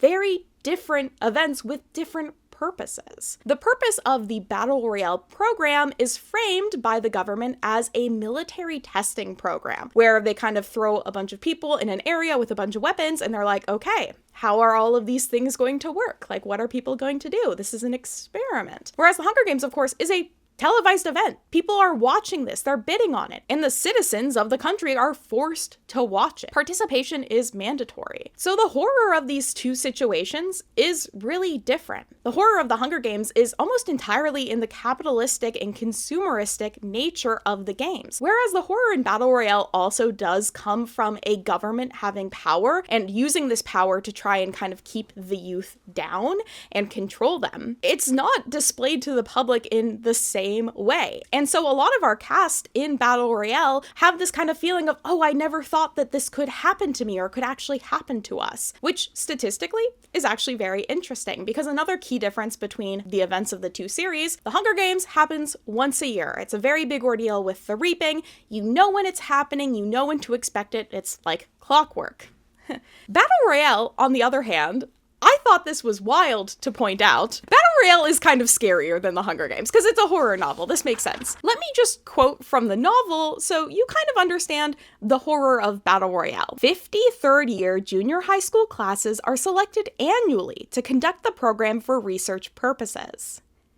50 classes. In the novel Battle Royale, a class has 42 students in it, which means that over 2,000 students were participating in Battle Royale every year. That is a terrifying statistic to think about. So your odds of being in Battle Royale were not zero. However, another kind of key point and difference between the series is they were selected randomly for Battle Royale, or at least that's the framework. It's heavily theorized that the government is picking classes with especially delinquent students or people that they felt like were more likely to rebel, and that was how they decided who was, going to the island. For the Hunger Games, your odds are determined by how badly you need resources from the government, which again, I feel like is another key part of the horror of the Hunger Games. You have to increase your odds if you want to get the resources from the government, which they are actively taking from you in the work that you're doing, in order to be able to survive. The government is using your poverty as a way to get you to actively participate in the games and to put your name more times in the bucket. These are scary for very different reasons, and I just think it's important to highlight that they are both terrifying scenarios. Another, of course, key part of just the structure of the novels is the fact that The Hunger Games is only from Katniss's viewpoint. We are in her head the entire time, and that, of course, is a very specific experience, being in the mind of a somewhat, at times, unreliable narrator. Battle Royale, on the other hand, switches perspectives, with almost every chapter being from a different character's perspective. And remember, the cast of students is really large, so through Battle Royale, you get to hear from so many more people about what led them there, what role they play in society or their family played in society, and what experiences that they've gone through. The perspectives we are viewing these stories through also have intent and purposes. Another really common critique of the stories is that they have similar endings, and that both games end with like two victors or two winners or two people that get out. Well, let me yap. This is another moment where it really feels like the people making these critiques have not honestly engaged with the Hunger Games, and they just see like, oh, 2 people survive, it's a copy, when it's like, Katniss wasn't even supposed to survive. The only reason she's alive is because it's a really bad PR look if both of your winners commit suicide, which is not at all what is happening to our characters in Battle Royale. In Battle Royale, the game only has one winner, and that winner is someone who hacked into the government to gain information about how to undo the explosives in the collars that the students are forced to wear. And he does that to allow 2 students he befriended to escape. So they didn't win the games, they got out of the games. You could even say that Battle Royale technically has 3 winners, even though our one real winner does end up dying. That's also just a critique that's a little frustrating because the context that those like wins happen in matters in the stories. People also then go on to critique that the characters who survive are then trying to kind of take down the government, but in the Hunger Games, that's not even really Katniss's plan until partway through Mockingjay she signs up for. Like, Katniss is not interested in doing that. When you just decide something's a shitty copy, you completely take away the nuance of it, which is like, Katniss doesn't believe in this system, she doesn't like this system, but she's not actively fighting the system purposefully until much later in the story. Whereas our characters at the end of Battle Royale decide that that is what they want to do, that they want to fight the system and run away, and we really just don't get to know what happens. I haven't watched the second Battle Royale movie, gonna be honest, and I won't, so if you're gonna come in here and be like, wow, she obviously watched Battle Royale too, Girl, what I'm trying to say is that these are 2 very different works. They come from different cultural contexts. The similarities within the stories, if you're able to actually read them, you can understand the context of those similarities are oftentimes very different. But I will say the stories are trying to achieve the same thing. They're both critiquing and warning us about what could possibly happen if a government's power goes unchecked, which I think is important. I think that it's good for us to have multiple stories for different age levels from different cultures warning us of the same thing. Because we should all be scared of a future where stuff like that gets normalized. That's a terrifying thing to consider. And at the end of the day, if you heard me say all of this, and you still want to assume that Suzanne Collins, despite her saying that she had not read the book and not watched the movies, and that her editor specifically told her not to, if you just want to believe that she's lying, and that she was just copying everything from Battle Royale, you know what? I'll let you. I'll give you that. But I am gonna think that you're a fucking idiot. Nuance matters. The words on the pages matter. These 2 stories existing and being works that people can enjoy as separate things is a good thing. And what I think a lot of this comes down to is just sexism. People really actively want to hate things that young women engage with. And young women loved the Hunger Games. That was the core audience of the series when it came out. And 2012, 2013 was a time where young girls were getting a lot of hate. They did not have the PR that they deserved. It was really easy for people to go, oh, teenage girls like that, so it's trash, which is just so unfortunate, because if you were to think 2 minutes harder, shouldn't you think it's a good thing that teenage girls are engaging with political commentary? Well, they couldn't, because they hadn't read the books, because they had already decided they were trash. The one flaw I will fully admit to in the marketing of the Hunger Games is that it was marketed to its core audience, which is teenage girls. And because of that, a lot of people immediately wrote it off as a Twilight situation, which also was a victim of this sexism. I mean, Twilight's got flaws as well, but like, and another thing I do just want to point out is that Battle Royale wasn't like a hip thing that everyone knew about. When you look at the Google search trends for the term Battle Royale, 2 of its major spikes are first, when the Hunger Games movie is announced, and second, when Fortnite Battle Royale comes out. Like, this is not something that was like popping off right before the Hunger Games was written. I feel like there's no good way to engage in a good faith argument about this subject matter, because so few of the people who want to argue in the favor of it being a copy have just not engaged with the Hunger Games. They haven't watched the movies, or they haven't read the books. And oftentimes they haven't even read the Battle Royale novel. Most of these people just watch the movie. I know you guys. You're out here claiming to be a fan of one of these works of media and you won't even read the manga. I'm just saying. I'm a bigger fan of both than you are. This has just been something that has frustrated me for most of my life, and I was like, if I'm going to talk about the Hunger Games anyways, I have to talk about Battle Royale, because I do genuinely enjoy both works. And again, I think they're both great criticisms from within their own cultures of the concerns that the authors had of government power. I also think it's interesting that Battle Royale was partly inspired by wrestling. That always is amusing to me, because the Hunger Games was heavily inspired by like contest reality shows and footage of the Iraq War and kind of the idea of flipping between the two on TV and the dystopian nature of both. And Battle Royale was really inspired by wrestling, which is kind of similar in a lot of ways in terms of it being a very theatrical form of fighting. Again, let's just enjoy works for what they are, and please stop hating on things just because they weren't written for you. If you don't like something, that's okay, but that doesn't mean it copied something that you do like. And I'm putting do like in quotes because, again, I don't think a lot of you read the book. I just feel like a lot of people's main takeaway from Battle Royale was like, ooh, this is so edgy movie. Instead of being like, ooh, this is a bad thing. I should want to make sure it does not happen. Honestly, probably a lot of horror movies could, we could benefit from thinking that way sometimes. Yeah, libraries, yeah. Despite some of the discomfort and missteps made in the marketing of the brand, I'm actually overall pretty happy with the decisions that they made. And the reasons why boil down to three main things: engaging young people, creating connections, and representation. The reason why I don't really mind that they had the nail polish and makeup lines and did the whole Team Gale, Team PETA thing is that is what marketing to teen girls was at the time. I know it might be alarming to admit, but teen girls wear makeup and enjoy makeup. Not all of them do, but they do. They engage with those sorts of advertising. And part of it is because our system has developed to make them believe that that is what they should enjoy. And there's a lot of complexity to how we socialize young women.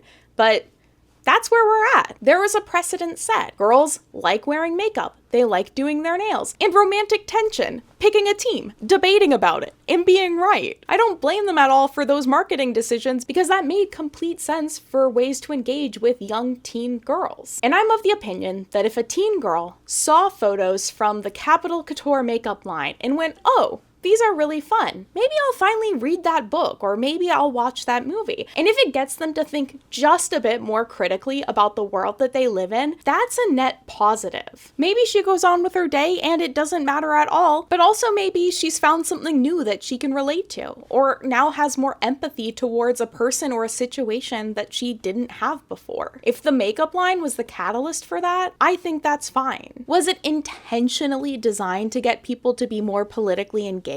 Of course not. But it was designed to get more people interested in something that could then get them more politically engaged. My second layer of justification for all of this marketing is just the community that formed around it. Like I was saying, social media played such a huge role in the marketing campaign for this. And people being able to engage with that and having fan communities be really celebrated by the creators of the series is really special. Being able to talk about a story, what we relate to with it, what it makes us think about our own circumstances is one of the most human experiences ever. Humans and storytelling go together like this. It is within our DNA to share stories and to talk about them, and fandom is a huge part of that today. There are uncountable numbers of people today who have met a friend, met a spouse, or just found their family through a series like The Hunger Games. And joy, hope, love, and caring from communities like that are sometimes the only things that can get us through the horror that is now. And that horror and having representation of it, I think, is at its core the most important part of the Hunger Games. These books were written with the specific intent of teaching children about war. Collins's father was a member of the Air Force and actually was gone for a year of her childhood fighting in the Vietnam War. And in a quote, she describes, "When he came back, it was important to him that we all knew about war. We spent a lot of vacations visiting battlefields.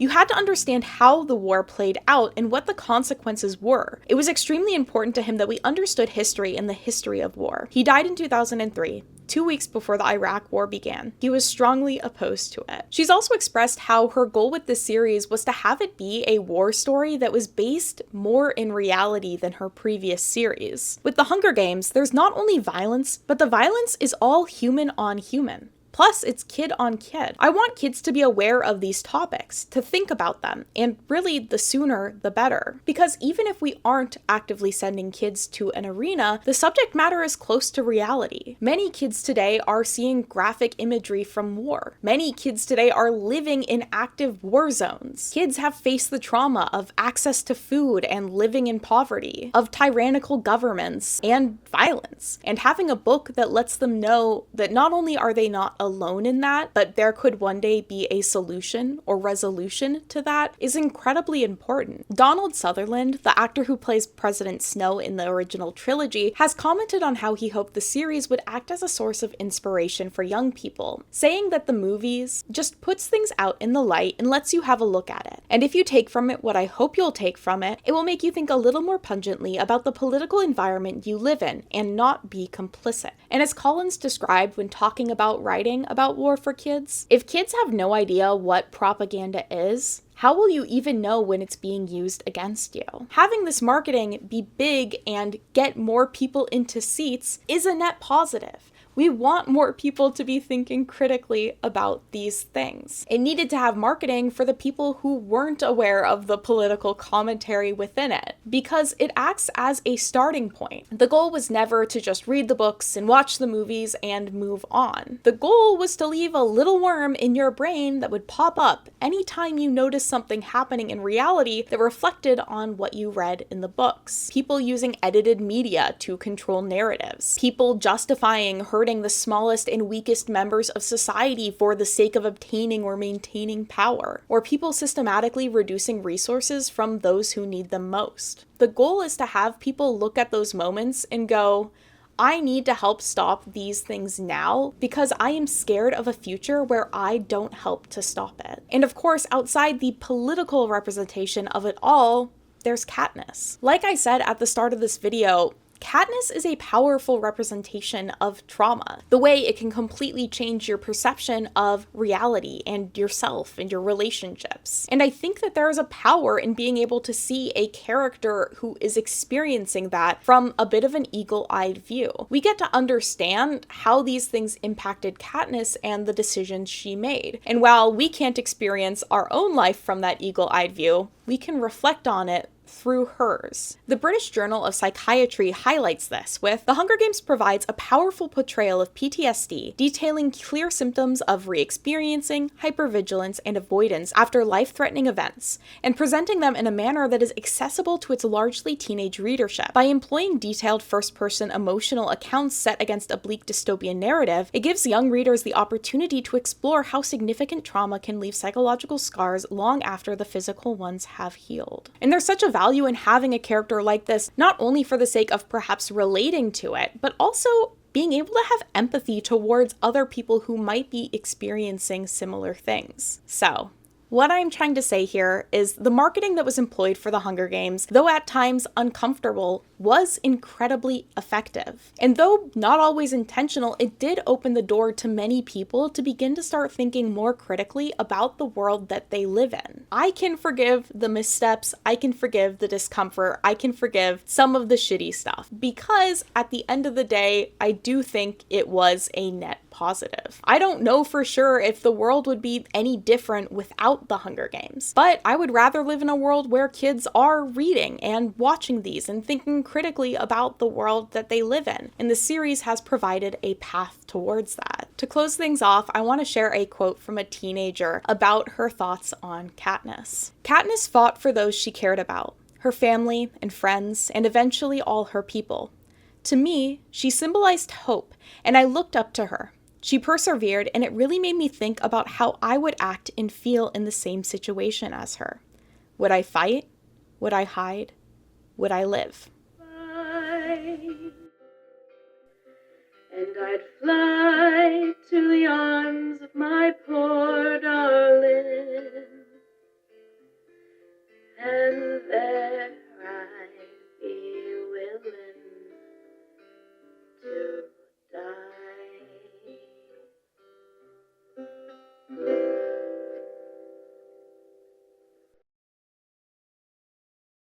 I got on a rooftop to film this, which is very meaningful to the Hunger Games cinematic universe. If you know, you know. Apparently, getting the rooftop scenes in Catching Fire Part 2 was like a really big deal because they didn't include the rooftop stuff in the first movie.